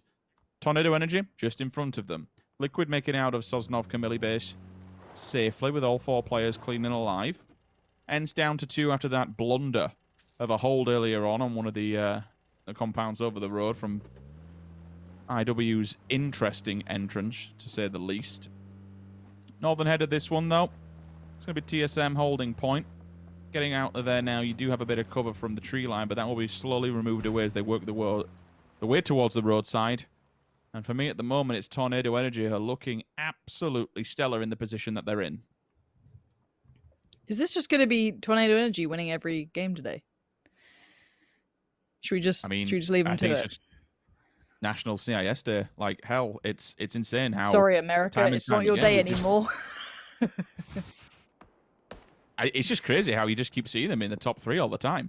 Like, It's wild to me. We've, from being down there and just turning point and saying, okay, we'll go back and look at the VODs and see what we did wrong and what we did right. I mean, we all have good days, right? We all have bad days, but to be able to just keep having good games over and over again, I'm a big fan. Liquid have had their turn last week, but so far, I mean, this round's not over. You know, we do have 9 teams left. They got 4, all 4 up. It'd be a good turning point for Liquid to show signs of life here and get a top 3, top 2 finish. Hell, even win the whole damn thing. Been quite quiet thus far when it comes to Frank, but that's because they've been playing up against Tempest. Heeman forced to fight against Uber. It's not the fight you want to take in a one-on-one scenario. Uber wins those all day long, unfortunately. Sees him with a quick peek. Nice cheeky lean. Gustav comes in, puts the nail in the coffin. Smokes are down for IW, but they're already tanked up.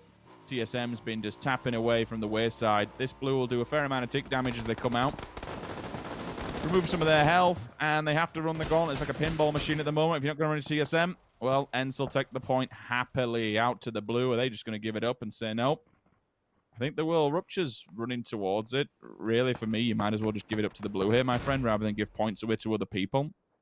That was just a waste. That's another point in TSM's hands that you could have done with not giving away. Stand inside. Try and do what you can. Maybe fight it out and go for a different placement. See if you can beat people out at this point. Hence, you are on the knife edge here. You have to move. This circle is not in. But where do you go? Who do you die to? Liquid one side, TSM the other? I don't know. I don't know. Smokes are down. Squeaky and Rustum, this could be your last run, boys.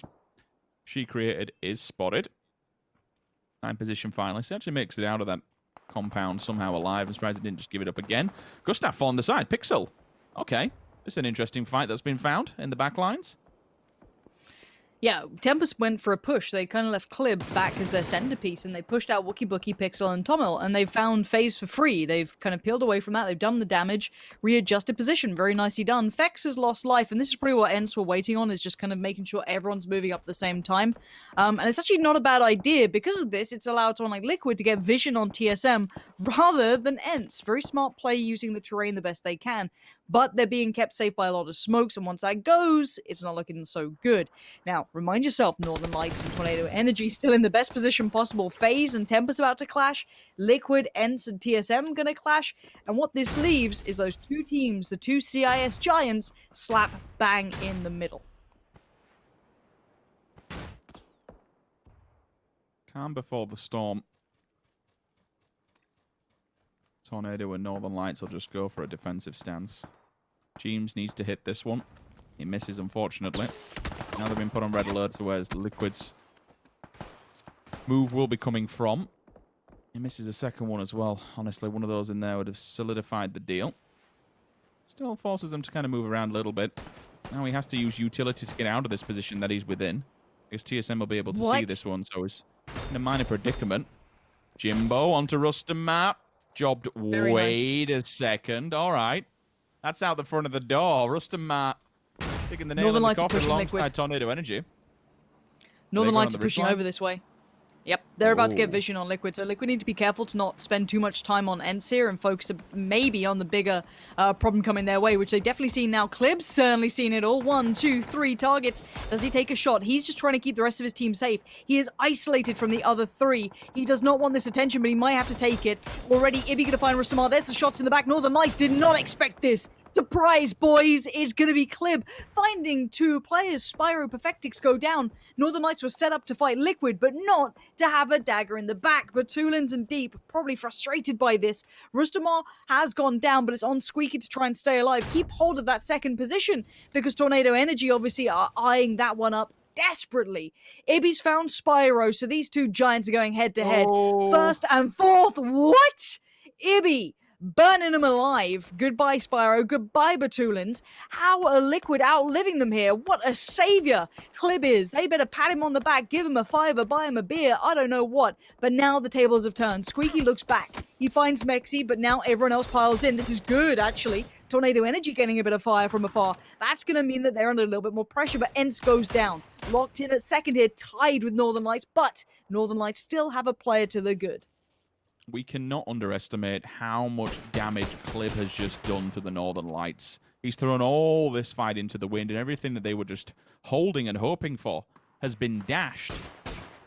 Even knocking one and damaging the others allowed Liquid to get involved with the mollies. Ibby knocks one, burns the other alive, and then all of a sudden Northern Lights are down to 2, and then it becomes 1. He's just smashed them completely to bits and thrown it in for disregard. The Deep holding on with the barrel. I mean, he can stand strong on his own and maybe just try and go toe-to-toe with Liquid. That's really all you can do at this point. Uber does go down to Micah. Rest of Liquid able to stand the ground. Jimbo's wrapping towards the northern side of this circle, maybe to try and avoid the fight. I'm seeing Tempest regrouping themselves on this side of the circle, maybe to try and get involved in what Clib's been building up thus far. Back him up, get involved, get stuck in. Example, onto first base. Tommel here as well for the rest of the backup, I want to say. Ibby down, but not out just yet. We'll be able to get the first aid off. Don't think he can get the revive onto K-Mine. If he goes downwind, he has to fight off against Tornado Energy, unless Jimbo can hold them dead to rights. Melman, I'm seeing, with a Moisen. So the one-shot bolt is there and into effect. K-Mine bleeds out. Bye-bye, my friend. Rather unfortunate. Pixel. Tempest with another kill. Remember, they need as many kills they humanly can at this point, given their position within the leaderboard. Ghostface finally confirmed. With potential, they go down in 6th position, finding from the Harry Potter outside of the blue. Aitzy denies that. But instantly, again, example back onto Uber. That's a couple of knocks now on the side of Uber, and maybe this time it's one too many. I don't think he can get the revive off here. No, he cannot. He's outside of the blue. He's finished off. Is it only 8C left for FaZe Clan? I think it is. Ibby onto Tommel, though. That's a damn good response coming out of Team Liquid. The issue for Liquid is they are down to 2 and they are very isolated from each other. But they're going to do some work. James catching out Alia in the middle of nowhere. Very surprising to see him overextended like that. Maybe trying to secure that next step away from the compounds when it comes down to it. Potentially to face off against the likes of Tempus. You'd feel would be the final battle, right? But it's not to be right now. Tornado Energy just got cut off at the knees. And both CIS teams who looked so powerful at the start of these kind of later end circles have been really, really slowed down. By the man on your screen right here, Clip, definitely a big person to be talking about. Ibby goes down to it, gets flushed too, leaving just one alive for Liquid, and that's going to be James. Pretty disconnected from the others, playing on a plateau pretty far off. Northern Lights loses the deep, now we're down to 4. Who do we have left here? 8C for FaZe, Tornado Energy, Tempus, and Liquid. Oh, Wookie Bookie, please. Please. We always hype this up. Please. Hold the POV. Yeet Pan. Look, he's trying to make him maybe turn attention. Yeah. Why not? So let's just, for all but a moment, Lauren, while things have calmed down, kind of understand here that Tempus's move, pincer move, from going from one side of the map in the vehicles to the other, may have just won them the game. Clip holding it on his own and being a nuisance towards the side of the Northern Lights, towards the side of Team Liquid, has allowed them to hold a position. They've now regrouped. And now they're holding most men in the land. 80 time to run. If you get this shot, I'd say, oh, no. Denied by example. We're going to the top 4. I didn't realize that Tornado Energy was playing with 3 players as well. So even playing from the start at a deficit, fair play if you can get further afield. It's allowed Jim to get involved in this one. Catches Melman, completely unaware. Example comes down the corner. Example's got no helmet. Jimbo could get this. The damage is done. What does he do, though? Does he stand his ground against Tempest, pick a vehicle and take the fight? No lethal nades in play. He's in. He is. And he doesn't need to do anything. He wants Tempest to focus on Tornado Energy or anything else. He wants to just try and live. He wants to be the third man because he's a solo. He doesn't have much more to play with, right? Like that's how it goes. But the issue is, of course, leaving that is going to be the next big problem because he has no utility. So for James, it's the gun in his hand that's going to get it done, if anything. Now, for Tornado Energy, similar approach. I don't know if they're actually in right now. They are very close to not being in, so I think they're going to have to move around, and that is a really smart idea from James to secure it. Yeah, there comes the blue. Melman, is he in? I mean, barely. He can't leave, and that's now going to be the thing. James can outlive him. Even if it's just for a second, he can potentially do it, and he needs to. Only 1 medkit, though. There we go. Nice work from James to secure second place here. Any more is a miracle. Any kill is a miracle, and he accepts his fate. Great play from Tempest, and I want to just credit Clib for that one all day long. His play was outstanding. What he did to Northern Lights basically got them in that game.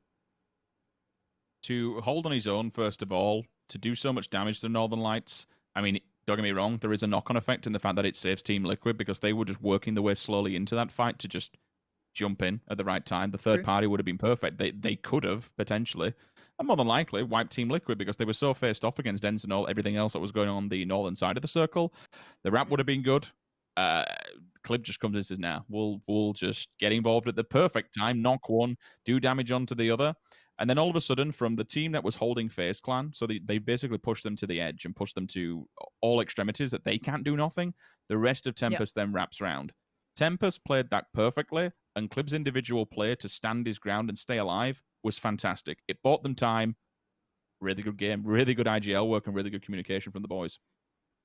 Yeah, Erangel providing some great moments there, and of course, a military circle always seems to be the cherry on the top of the cake. So I wonder what the desk, if there was a desk, if it wasn't just their webcams at home, would say about it. But at least we can get their opinions, and sadly not the beauty of the desk, but James's new apartment.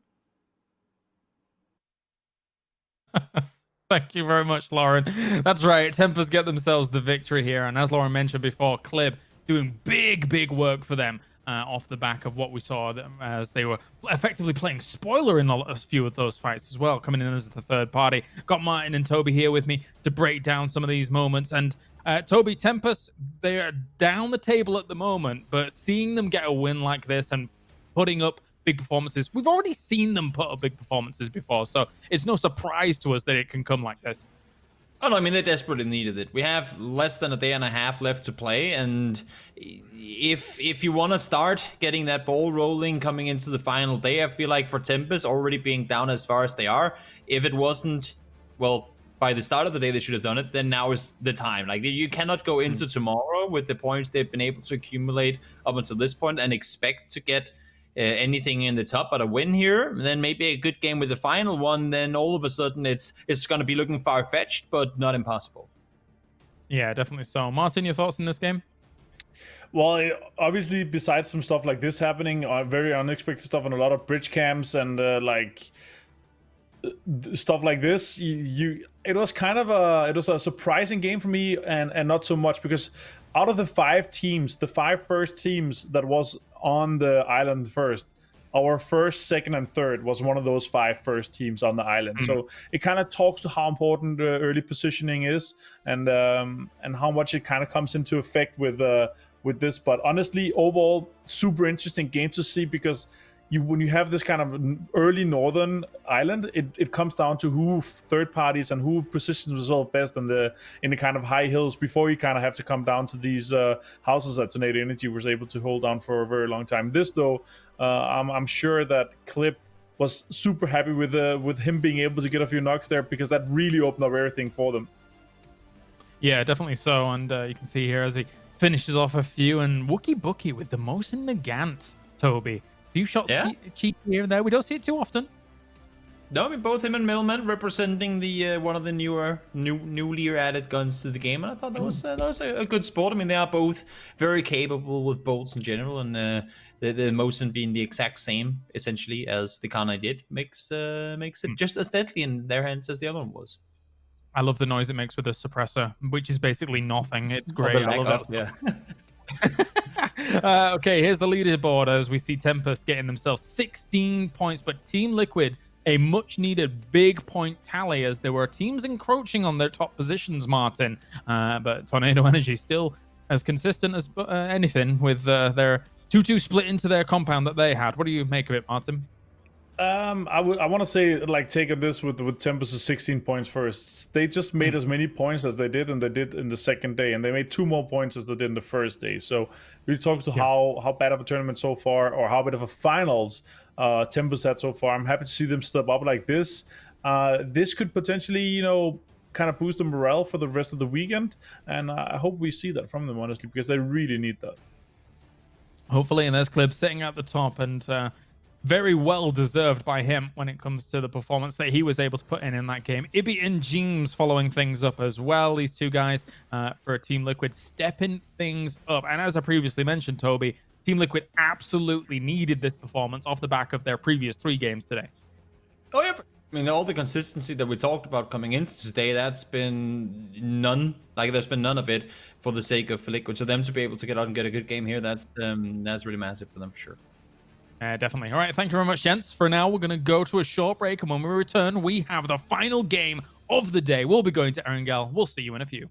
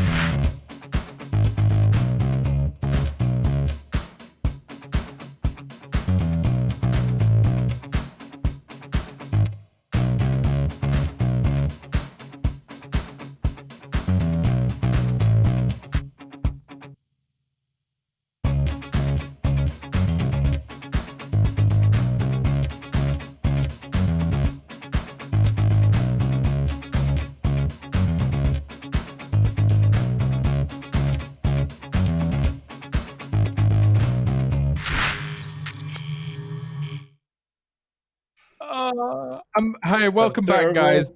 I'm just busy creating a tweet. I'm not even looking at the preview right now because there is one particular picture that was just glorious. You can't tweet it yet. We're ahead. I know, but I'm gonna tweet it. Yeah, I'm gonna wait until it comes up on the stream. That's fine. Oh my, that's possibly the best one ever. Martin, That what do is you think? terrible. I don't know. I think that's terrible. They made me more fat than I actually am. So I think that's very terrible. All right, let's- welcome back, ladies and gents. That's so good. Toby, your thoughts?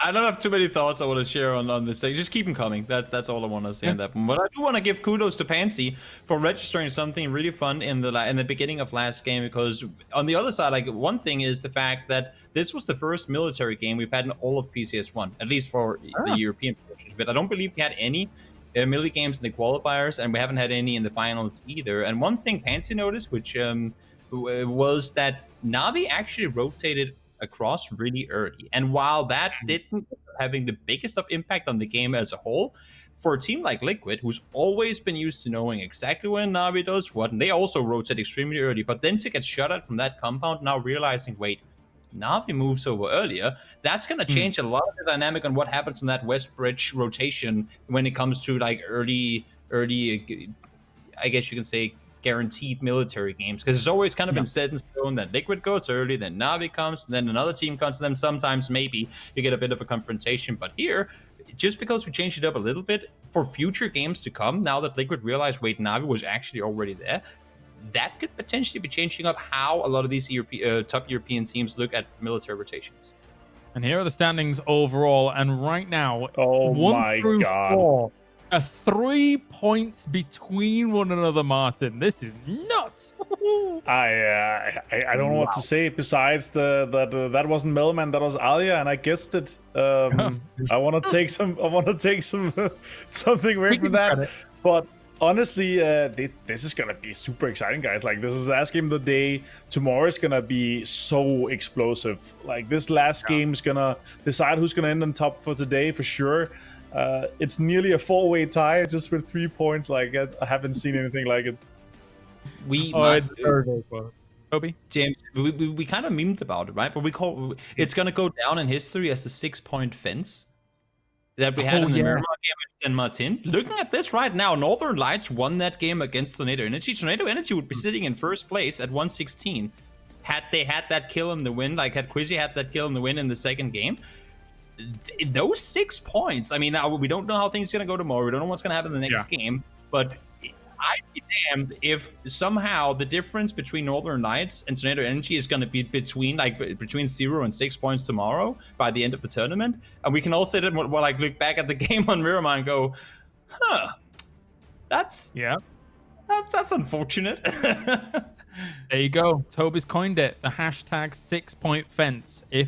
If Tornado Energy is not able to attain a position over another team based on that, that would be some crazy stuff. But anything can happen in PUBG, and that's the glorious nature of it. We are going to the final game of the day. It's going to be Sims and Pansy bringing us the final Erangel. Thank you very much, James. This is it. The last game of today before we move into our final 5 tomorrow. And I've got to say, like, Starladder, that was just cruel. To do Martin like that, that was just something else. Like, I am scared to see what else is on the horizon for tomorrow, because that was Just leave us alone, dude. I've got enough insecurities, man. I don't need that. Oh, no, no, no. Need it. Oh, boy, oh, boy, oh, goddamn. boy. Well, that was an interesting one. I've got to say, Starladder's content, I know James touching it, has been so spot on recently. Like, with some of the face swaps, and then the earlier on with the like movie transitions between the domino effects of teams pushing, moving on to one another, the voice comms.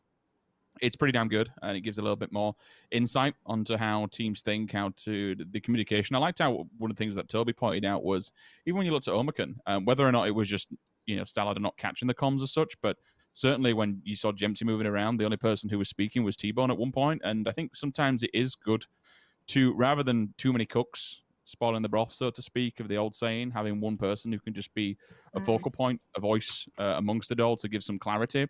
Like, there's always those points of knowing what to say and when to say it, but calls can be so condensed and can be so concise. I always remember back in the day when Leighton gave me one of his call-out sheets that they had written up for method, and like when you have back six, front six, they have all the individual house name 1, 2, 3, 4, 5, 6, like just little stupid stuff like that, where you can have every single nook, cranny, divot, ditch, doorway, rooftop, everything named individually.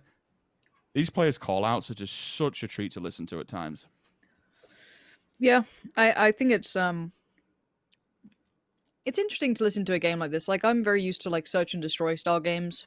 You know, I came from a little bit closer towards that personally as well. And I remember, because the maps are so condensed, you know, imagine it being just the size of half of Rozhok, right? Or something like that. You know, you could be incredibly clear, but there was always something fun that we used to do is, and again, this is something, if you ever do play games like this, just try and keep it in mind, is keeping it to almost single syllable call-outs. It's small, but it does make a big difference. Easy, clear comms rather than anything else. I mean, it was quite fun when you always hear like the different regions and what they call things as well. I always find that quite interesting. I always find it fun to see, you know, the same buildings and similar locations, one being called, you know, X and Y, and all the different reasons teams call that. Or if they have overlapping comms. I think it was, again, when I was watching, I think it was when Ibby was streaming. Obviously he was playing with some of the other players from different teams, and they were discussing, oh wait, you call it the same thing, you know what I mean? Like, they were having these discussions of, oh, you call it the same sort of thing, oh, you call it Tetris 2, oh, you do that. It's quite cool to see how many of these comms overlap just by sheer coincidence, and you know, someone says it once and they pick up on it. It's quite fun to watch. But yeah, a little trick, just keep it single syllable as best you can. It makes it a lot easier to say very, very quickly. That aside, though, we've got the circle coming in, Rich. It is centered up on Georgia Paul. Ansvar would be in the crates, living in the crate, having a great day, and just living his best life. Yeah, it would be the best place to be at this moment in time.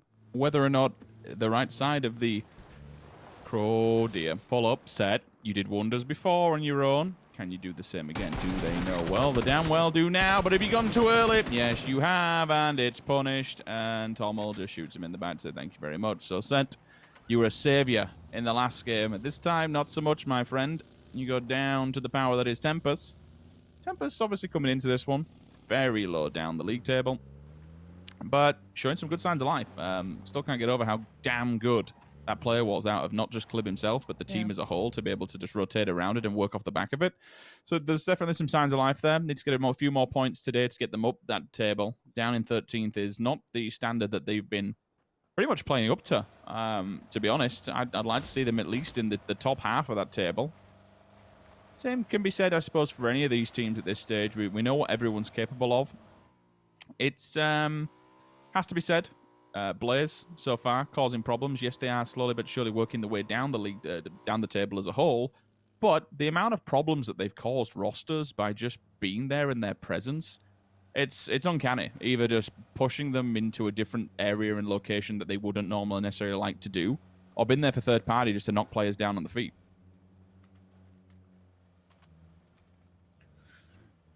TSM biding their time to try and catch the final members of Liquid, who made up to the hill for now. Actually, somewhat unscathed, at least at present. Interesting route they've taken. Just Ron Weasley and Harry Potter in the car. Not. It's like, all right, Ibby, you drive. I'm done with this. Yeah, a little interesting approach. Sticking with it. Just imagine Hippie just been like, dude, get out. Get out. Leave it. I'll do it. We'll drag it up together. Unless K-Mine's just body blocking the tyres. 1 billion IQ player. That's just silly, really. Quads will be taking residence by Ents. Hoping someone transitions across. Should this circle actually go towards the north, that could be a really, really vital spot to keep guard of. Deny people movement on that eastern bridge. You do have 3 of them. North George, the central one straight out of Creds in this eastern side, which generally speaking, it's hard to catch people coming out of Rozhok these days just because everyone knows about the quad stack and everyone knows that the people are always in there. For anyone that actually gets killed on that main road, it happens in publics quite often, but if you just drive down that main road, like, you're destined to die. There's a bloody big hill to the next of you on that right-hand side of the road. Just drive up the hill. Easy peasy. You then have leverage over the players that are down the quad. So it's not without its own downfalls and ways and a means to get out of it. And that's why Ents will go for a 2-2, and there's 2 players further towards the northern side of that. FaZe Clan, picking up any final bits and bobs, bandages, bullets, whatever you want. Train out the vehicles. Whatever works. They will What's be the your last favourite ones vehicle? to this circle. Excuse me? What's your favourite vehicle? Any car, because I can't drive a bike to hell. You do seem nervous on a bike when I watch you stream. I You notice look I brake nervous. a lot because I just don't trust it. I brake so much. Probably one of the I killed problems. myself too many times. Yeah. Honestly, I've just killed myself too many times, and I'm just not a big fan. At times I've just been playing love with the Rob bike. Black and just flipped it and killed us both. It's like, well, that didn't go well, did it? Great stuff. You accept your fate though when you pick a bike, you know? Hmm. You got to know there's a chance that also you could get PUBG'd. But I've seen you driving and it's mostly not you getting PUBG'd. But, you know. Interesting bandit positioning here. I'm finding this one quite fun to watch. So I want to look at the main 3 teams in my mind. Let's start with Northern Lights, very far north coast. They're as far north as you can get, up by Saverney Way, just along the cliffs up there. Team Liquid, up on the mountain. That's quite a ballsy claim. Not playing quiet, Liquid. And then Tornado Energy on the very south pack near the Gatka field. So almost polar opposite ideas of how this potentially could go. You got far north, far south, and central-ish. It surprises me that so many people are going towards the north. Given that there's what... I don't know. I'm really intrigued about this one. I'm not 100% clued up on where this circle will be going. With Georgia Paul Bay being in the middle, and the Snaking River running straight through and cutting it in half, there's potential for both sides. But it's just with the amount of, I suppose, up until, 2 and 3, water doesn't mean anything whatsoever. I just always get really worried about Zaki and Northern Edge, Northern Coastline coming in because of the water, but you've got to have that northern shift. That's the thing. If you get that northern shift, you are absolutely laughing.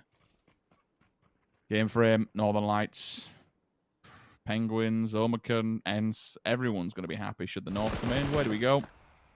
Oh my god. Oh my god, oh my god, oh my god, oh my god, oh my god. Zaki ending? Zaki? Really? Fields? That is... You got it right. Okay, let's just kind of take into and quantify this, Lauren. To be able to get the Zaki ending, this is the kind of circle that you need. You need the hardest of shifts to go to the northwest and keep basically the edge of the 10D in. Because now it runs against the water, it becomes harder and it pulls away because the land goes to a triangle formation and falls away from you for when it does come into effect for the land ratio. If you get a western circle now, that's a Zaki ending, straight up. Like, there'll be nowhere else to 100%. go. But you've got to feel people are going to bank on it being more eastern. They're going to go kind of see where the middle of the pack is right now at GF, Omicron and such. Hold on, this is Fields, Northern Lights and yeah. Ents. This is a potentially big fight. Squeaky's just got contact on Batulins. And at the moment, it's just Squeaky here. I think the rest of the team's on the way, and they're almost parallel with the rest of Northern Lights. So this is trying to back up Squeaky. This is a compound they want to hold, and it's a really valuable one. Northern Lights sitting a little bit further towards the coastline here, but the Penguins are behind them too. So Northern Lights could be in a spot of bother here. They're gonna have to consider what to do. Do they want to win this quickly as best they can, which means it's risky, or do they just try and back away? I don't know what their options are here, Rich, but they're limited because look, there we go. Zorf just found deep. That's the Penguins. It's the pinch. This is rough for the Northern Lights. It is. We'll hold fire for a second because look at this. 3-man sweep coming on the left-hand side. Does Batulins know? He has the barrel, he'll be able to read it back, and they have been forced back. All the nades have been cycled now, so the lethal utility will come into attrition. Down it goes. The Deep's still bleeding at the wayside. Nothing can really do, so Smokes will go down to try and hide and maybe pull back. That's a beautiful, cheeky play from Tixu. Cat on a hot tin roof, nade in hand. If it finds a target, this will be the turning point. This will be the time to push and crack on with it. Batulins is... going to try and escape from his life. A quick, a little bit of a dude. Was it too cheeky? It was. You don't get away with that. You don't beep away at Ents. They punish him. Squeaky playing on the edge, trying to get out for their lives. Zorf found in the mid, and that's Blaze. We talk about them being a problem. This time it's a bigger problem for the Nuclear Penguins. They go down to 2 different rosters. Ents. Beautiful, beautiful position to be in. Well fought, well handled. Northern Lights now, of all places, going back to Zaki, going back to their hometown, there's enemies in there. There's 2 penguins still left over that they have to fight for it. If this circle goes west and we go Zaki, I will be just blown away. Like, the amount of times we see the endings around the fields, I'd love it. I'd be all for it. I'll tell you who isn't all for it. FaZe. Hard shifting away from them. Joe who really doesn't like it. Rich. Navi. Oh no, of course. Oh no. Yeah, I forgot about them. They're still in the blue. FaZe actually aren't, but Navi's just below shooting range. Go on. You can't even see him on the map. Just do it. Just go west. Hold on. But let's talk about this. Let's talk about this one. FaZe could find Tornado Energy here, which could be an issue. Tornado Energy and Liquid have kind of not fallen into, but become a little bit safer in how they have to approach this. They couldn't have risked that run to the north. Fields are looking likely. Good for Liquid. Yep. They can hold these compounds quite late game. This can work. Na'Vi can slot in the north, but the teams we're looking at, Tornado Energy, where do they go here? There is that ridge line, but it is going to be open to potentially Liquid fighting them, which is not what they want. But again, you could survive above the compound with WPR. I would be scared of having red line behind me, though. These guys are just super, I don't know, they're very, very fighty. Bridge camp here, Rich. Orange on the other side. Needs to go soon, though, by doing this. Oh, he gets them both and nails them. Is there a third one to follow as well? Is he actually committing to it? Clib has got out of the car. He's waiting. He isn't going to fall trap to this one. Pixel and Tom will do. Wookie Bookie's actually jumped into the building in front of them to try and drag this one back. We talk about camping. This just takes it to a whole new level altogether. He's got his pan and everything about to set up and cook himself a meal. We shall see. I'll hold point for a while, but honestly, that's such a sticky predicament to be in, losing 2 players on the bridge. Jesus Christ, as if you know it's a weird game when you're getting bridge camped on the most western northern bridge in the game. Like, in what world does this happen? Good God, what a horrible, horrible circle. What a horrible transition this actually could be. 1 player, 2 player. I'm seeing a headshot in the distance. Marv's already tanked up as well. That comes in from fire from afar. Michael falls simultaneously. QBE down, and Redline have been dismantled by the red team. FaZe Clan stand strong. Ibis, last man standing. What have you got in the bag? Alia actually comes in, sees Gustav. So all of a sudden, Tornado Energy have played a factor into this one. This has been beneficial for Ibis. There's now a chance. It's small, but there is a chance. Dangerous game for Tornado Energy to be getting involved in this. Liquid now know who's where. They've got a good idea of this. Na'Vi straight up crashing towards Ents and Blaze. You can imagine they're going to have a really rough time on this. Ibis, great damage. Big damage from Ibis. Denies Uber, and he almost got 80 down as well. This man is a danger to be dealing with, but can he find even more players? He's surrounded on so many fronts. 80 just has to wait this out. The nade came in. He's barely alive. This is so sick. If he gets this is just going to be formidable. I want to go in the back room. Does he expect the push? He does not. Aichi says, nope, I've had enough of this one. Jumps out. Nail in the coffin. Eliminated. 16th place for Redline. Notch that up on the tombstone for them, unfortunately. Example now. Looking onwards of TSM. TSM do not know his position. And you said, by shooting into phase, you do give away some kind of info. Walkie Bookie onto Danaman. M24 comes into play. That's a bit of a revenge shot coming through if I've ever seen one. That's a distance also. Squeaky. Lazar. Down. Nade comes through from Diggory. Seals the fate on 1 player from Blaze. Moving on as well also. To Tornado Energy's position. Still now wrapping. Circle goes away from them. But look at WP's position. Right on the edge of the circle. Holding a very nasty compound. Okay. They're getting vehicles already. Tornado Energy... I guess transitioning away late game is going to be hard if they've scouted something better potentially, or a 2-2 that they could go to. I want to see if Tornado Energy and Liquid clash, or if TSM maybe fight Tornado Energy. I want to see who kind of catches that one. Ents are in all kinds of danger. They've got so many fights ahead of them. They do have cover to move to, though, which is a kind of their saving grace here. Northern Lights kind of going under cover for a little while, but Perfectus did just get found. So they're down to one player here, which is a bit of a problem considering they're trying to hold on to that top spot. And you have Ents and Tornado Energy tied, and now they've jumped up. On the flash towards Himan, they've just jumped to first place. Not by much. You can see that it's pretty close still, 112 split between the two, but you've got to imagine the Spyro, I don't think you can dig that deep here. Bit of a pull-up from TSM. Luckily for Tornado Energy, they found a little bit of a free building to take over. Rip gonna get a free kill on Fex, but I don't think he can get the flush on that.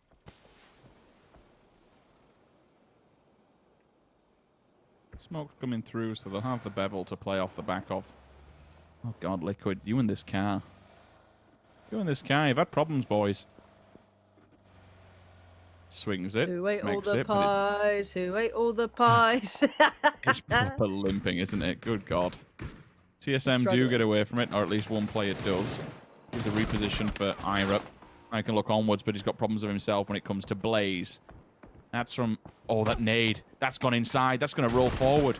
He's had an... Oh, he does damage. He doesn't find a knock, though. Libsyn's limping his way across this one. Goes toe-to-toe with Fex. Denied. Instantly flushed. There is a shot from a distance, though. Tico gets involved from GF. Vard. What's left in the tank? What have you got left to play with? Absolutely nothing.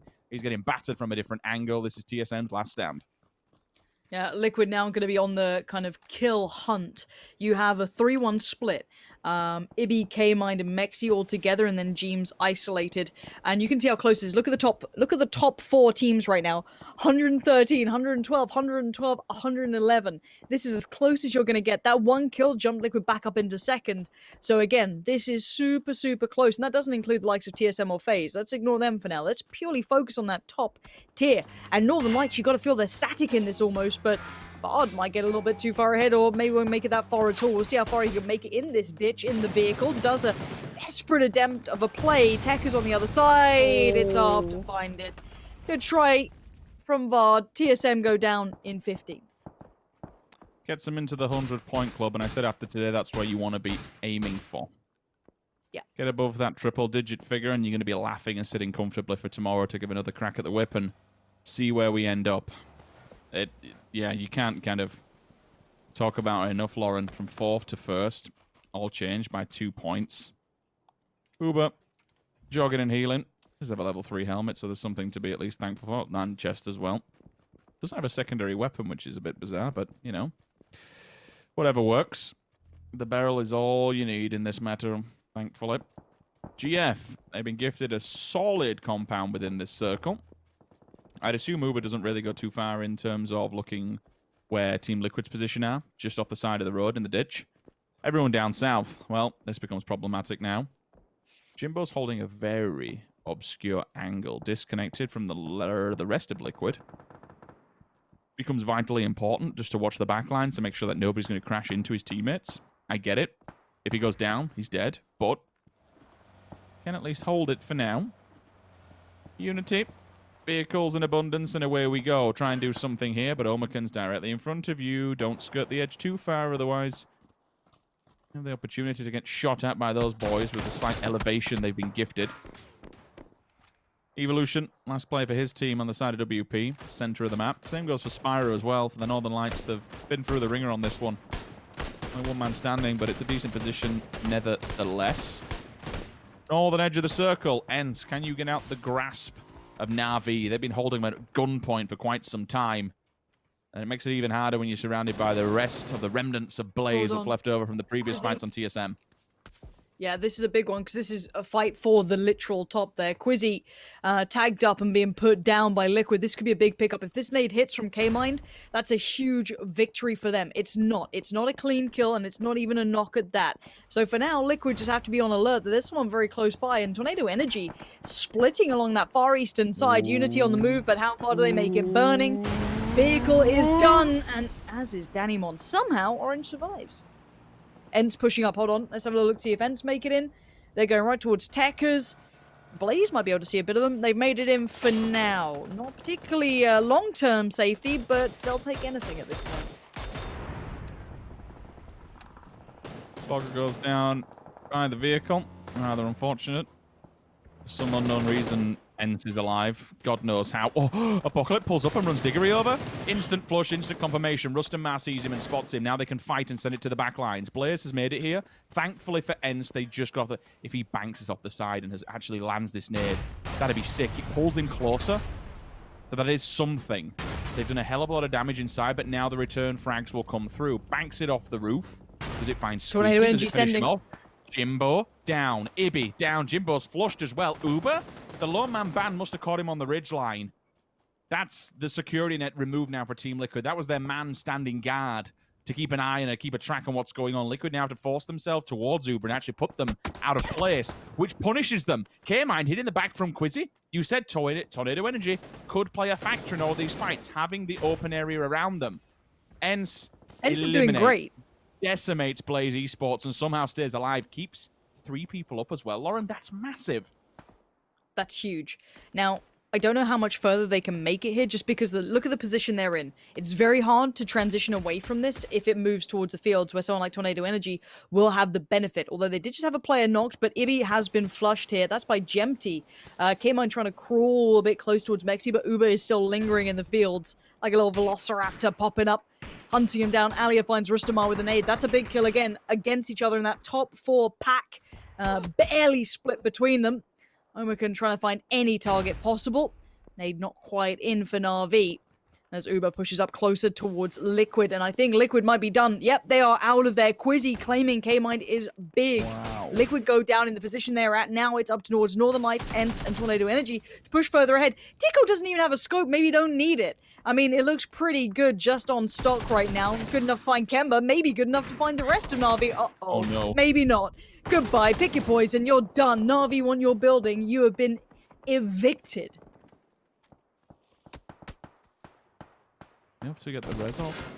Potentially. Potentially, but he now knows there is danger of putting a player inside the building. Ab oversteps the boundaries and actually gets the job done. Na'Vi down in 10th. Ents moving as the pack. Needs to be a nice clean sweep here. Party Beetle tanked up. Ab out of the building as well, just watching through the windows. Do they realize Tekka's so close?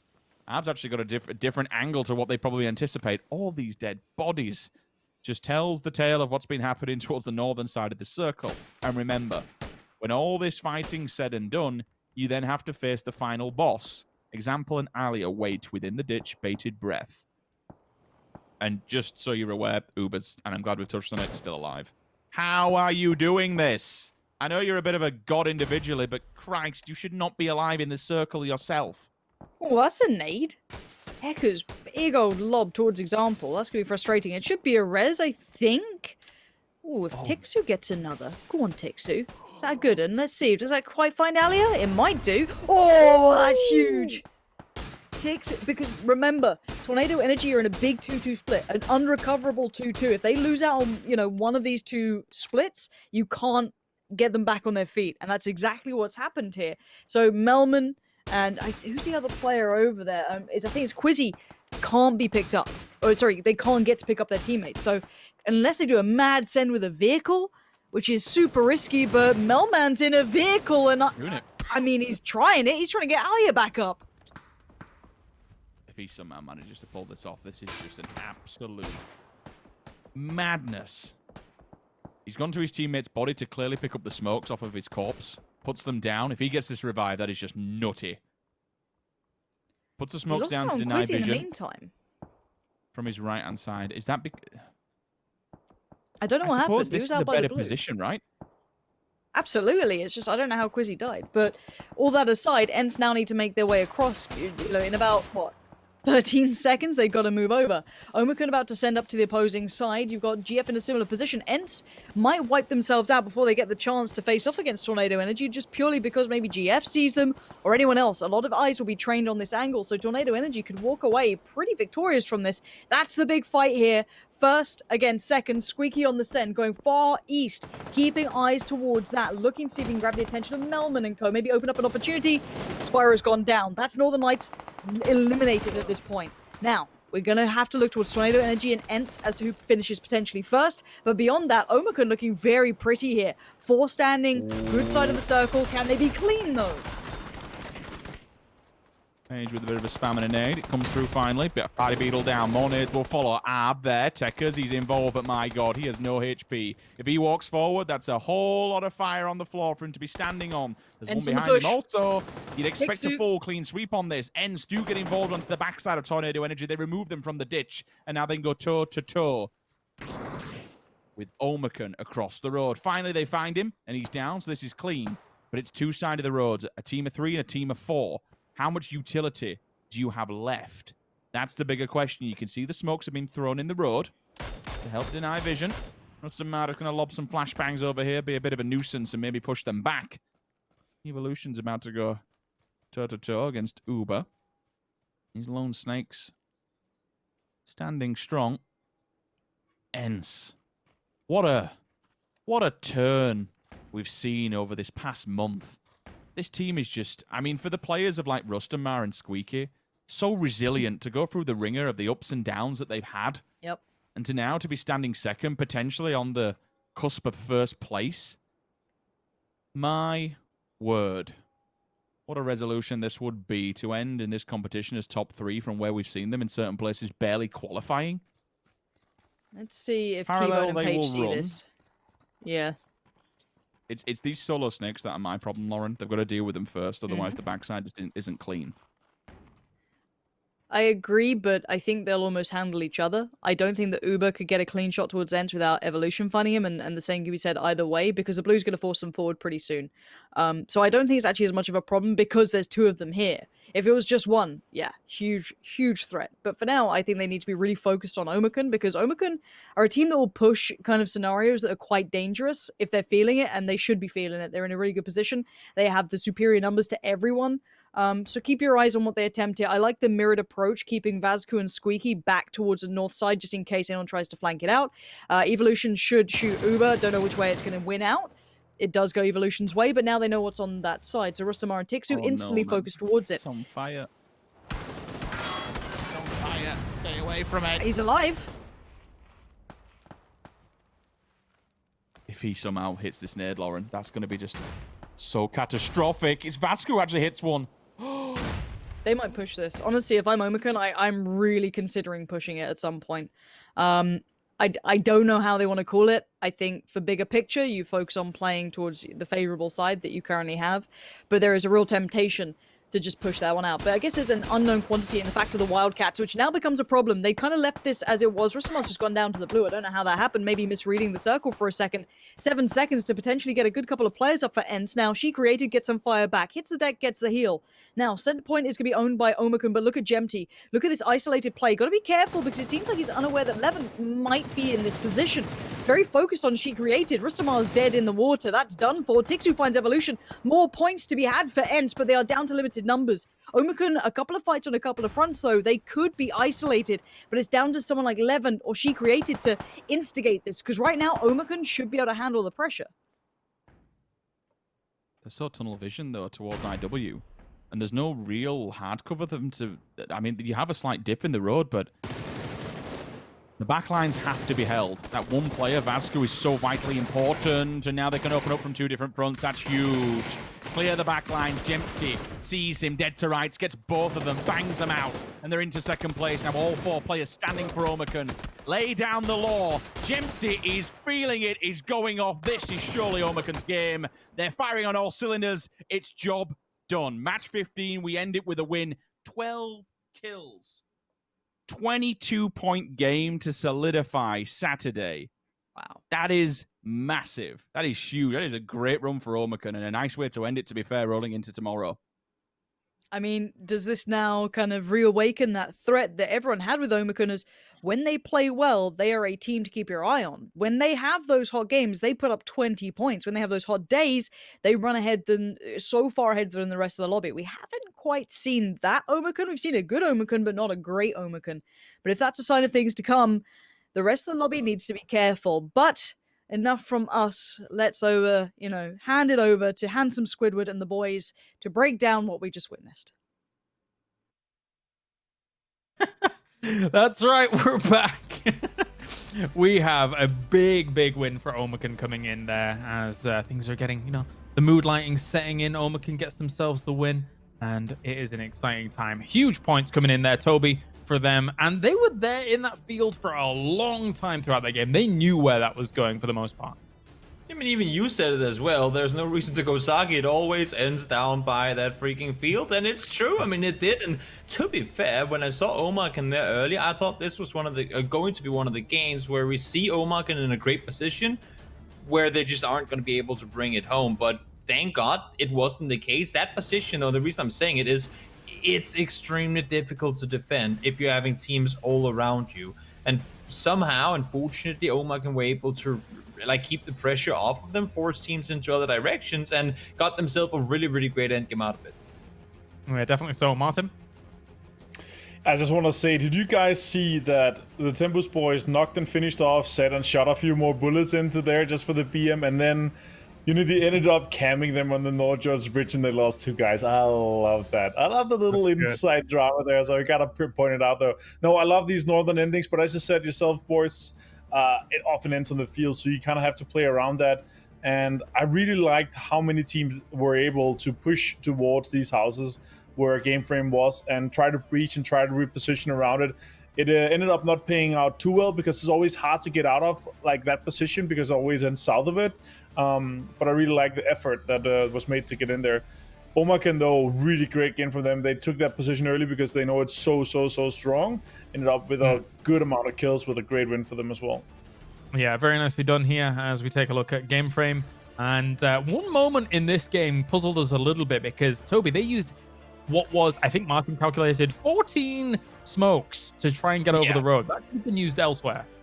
I mean, the saying "rather safe than sorry" goes a long way, and to a big extent, I agree with it. But there's also a way where you're just wasting utility. I mean, utility management is a conversation that's not mentioned too often in PUBG, but a very relevant one, and that is especially when we're in these open areas of the map where you're very limited in terms of what you have for cover. Using 14 smokes for a crossing that you could probably have done with 3 and safely done with, I want to say, 5 or 6. That's just wasting utility force. I mean, that's to me that sends a signal of you playing scary. There's 22 points coming for Omarken. They're going to be pushing up towards the top here. But Ents, once again, 12 points on the board. That will probably solidify them in first place when we look at the overall stats coming in. And Game Frame get themselves 11 points on the board, Martin. That's very respectable.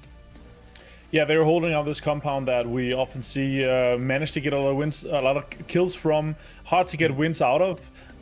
They were able to defend it very well and get a lot of kills from it. James with 7 though, that's a big one for him. Nice to see, and also nice to see a happy Tixu with the right mouth on and not Alias mouth here with 3 kills. But overall, an interesting fight. We can see Arb here, Tico as well with 4 each. They were able to defend it super well up there in that compound, but it ended up costing them, and they ended up spending too many smokes to get ahead of the road. Oh, Gemty with 1,000 damage as well. Oof, yeah, we've seen a few big performances. Gemty is one of those guys that does crop up time and time again for these kinds of numbers popping in. Likewise, T-Bone contributing 600 damage to the Omarken campaign there. Toby, whilst that was going on. But we do have our interview ready with Vasku, who is joining us here from Omarken. Hello, Vasku. Firstly, how are you doing after that win? I'm doing good. Just chilling. Fantastic. Well, with that win, you've got yourself 22 points on the board, and you're going to be rivaling for that first place position. Coming in today, you guys had 60 points, and now you've bumped up a lot off the back of that. So did you guys change anything from day 2 to day 3, or what's the thought process there? Not really. We just try to play more as a team and just try to do less individual mistakes. So I think that's the only thing. Okay, cool. Martin? I want to hear, what did you guys, what was the comms like? What did you guys say when the second circle popped and it went north? I don't even remember. I think it was okay, good circle, boys, let's go. Something like that. Was the decision just made, send it to that specific field because it ends up there? Or was that something that kind of, when you got to the area and the you could scout it? Or was it just, we need to take this position? No, Bates was just okay, boys, let's send it. And we were so fucking late, us two. And Blitz went there late. Okay. All right, Toby. I gotta hear from you, Vasco. Of course, congrats on the win here in the game. I remember back during PEL and PL Contenders, me and James Banks, when we were covering Contenders, we came up with the T-Bone Syndrome, which was you doing a lot of damage, but not being able to find that many kills despite the damage. When I look through how you guys are sitting individually right now in terms of the insane amounts of damage that you're getting compared to the kills, is it hard? Like, how is it really difficult to find flushes and whatnot in many situations? Because you guys are delivering a ton. Like, you're dealing with so much damage, but all of you have almost like twice the damage per kill. I don't actually know. Like I got like 4 kills still in today, I think. Yeah. I don't know why. Okay, fair play. Well, thank you very much, Vasco. Any kind of final shout-outs before we let you go for the day? Thanks for like all the support from the fans. I don't know, nothing else. Okay. Well, thank you very much, Vasco, and good luck tomorrow for the final day. Yeah, thanks. Good luck tomorrow. And that was Vasco joining us here from Omaken. Great stuff. And again, a brilliant end to the day for them. It's been a really good day in general, Toby, here for Omaken with the amount of points they were able to accrue, and they end things off with chicken dinner. Oh yeah, it's been great. I mean, again, always amazing to finish off the day with a good game, and for them in particular, they weren't in the mid pack, but they were falling further and further down towards that mid pack in the early games, and now, as you can see here, they've jumped up and actually tied with Tornado Energy. I mean, these three teams, Omak, Tornado Energy, and Northern Lights, they've had a lights out day today, and I think if they can bring just any of that momentum into tomorrow, it's I don't know how it happens. I mean, in the beginning, I was very critical of this point system when it first came out, but I gotta say, every single tournament, it comes down to the final game, and I think it's amazing. Yeah, it's brilliant stuff. We see between 1 and 5, just 9 points between it, Martin, and that tomorrow is gonna be spicy. It's gonna be so spicy tomorrow. I can't wait, honestly. It's gonna be exciting. I gotta say though, Liquid, TSM, FaZe, all of them to have dropped down that much. Like, usually you and also from a personal kind of opinion, usually you would see these guys, like at least one of them to stay up there and continue, but for all three of them to be knocked off kind of the top 4 and pushed down into this this position here, it talks to how good of a game, how good games we have had from Northern Lights, Tornado Energy, but also obviously from Omaken and Ents. Very nice to see Ents on top here. We only have 5 more games to go, and I definitely believe those guys could also do it. They've had a phenomenal day today. Yeah, as always, Europe provides. Europe gives us some of the best PUBG action from around the globe. There's some great stuff going on elsewhere, but Europe is deep, and we see it exuded up towards the top. That is the end of day number 3 here for PCS1 Europe, and tomorrow is the ultimate day where we get to crown ourselves a champion in Europe. Thank you very much, gentlemen, for joining me here. Thank you very much to everybody tuning in around the world. You better be back tomorrow, same time, same place, for the final day here of PCS Europe. We'll see you then.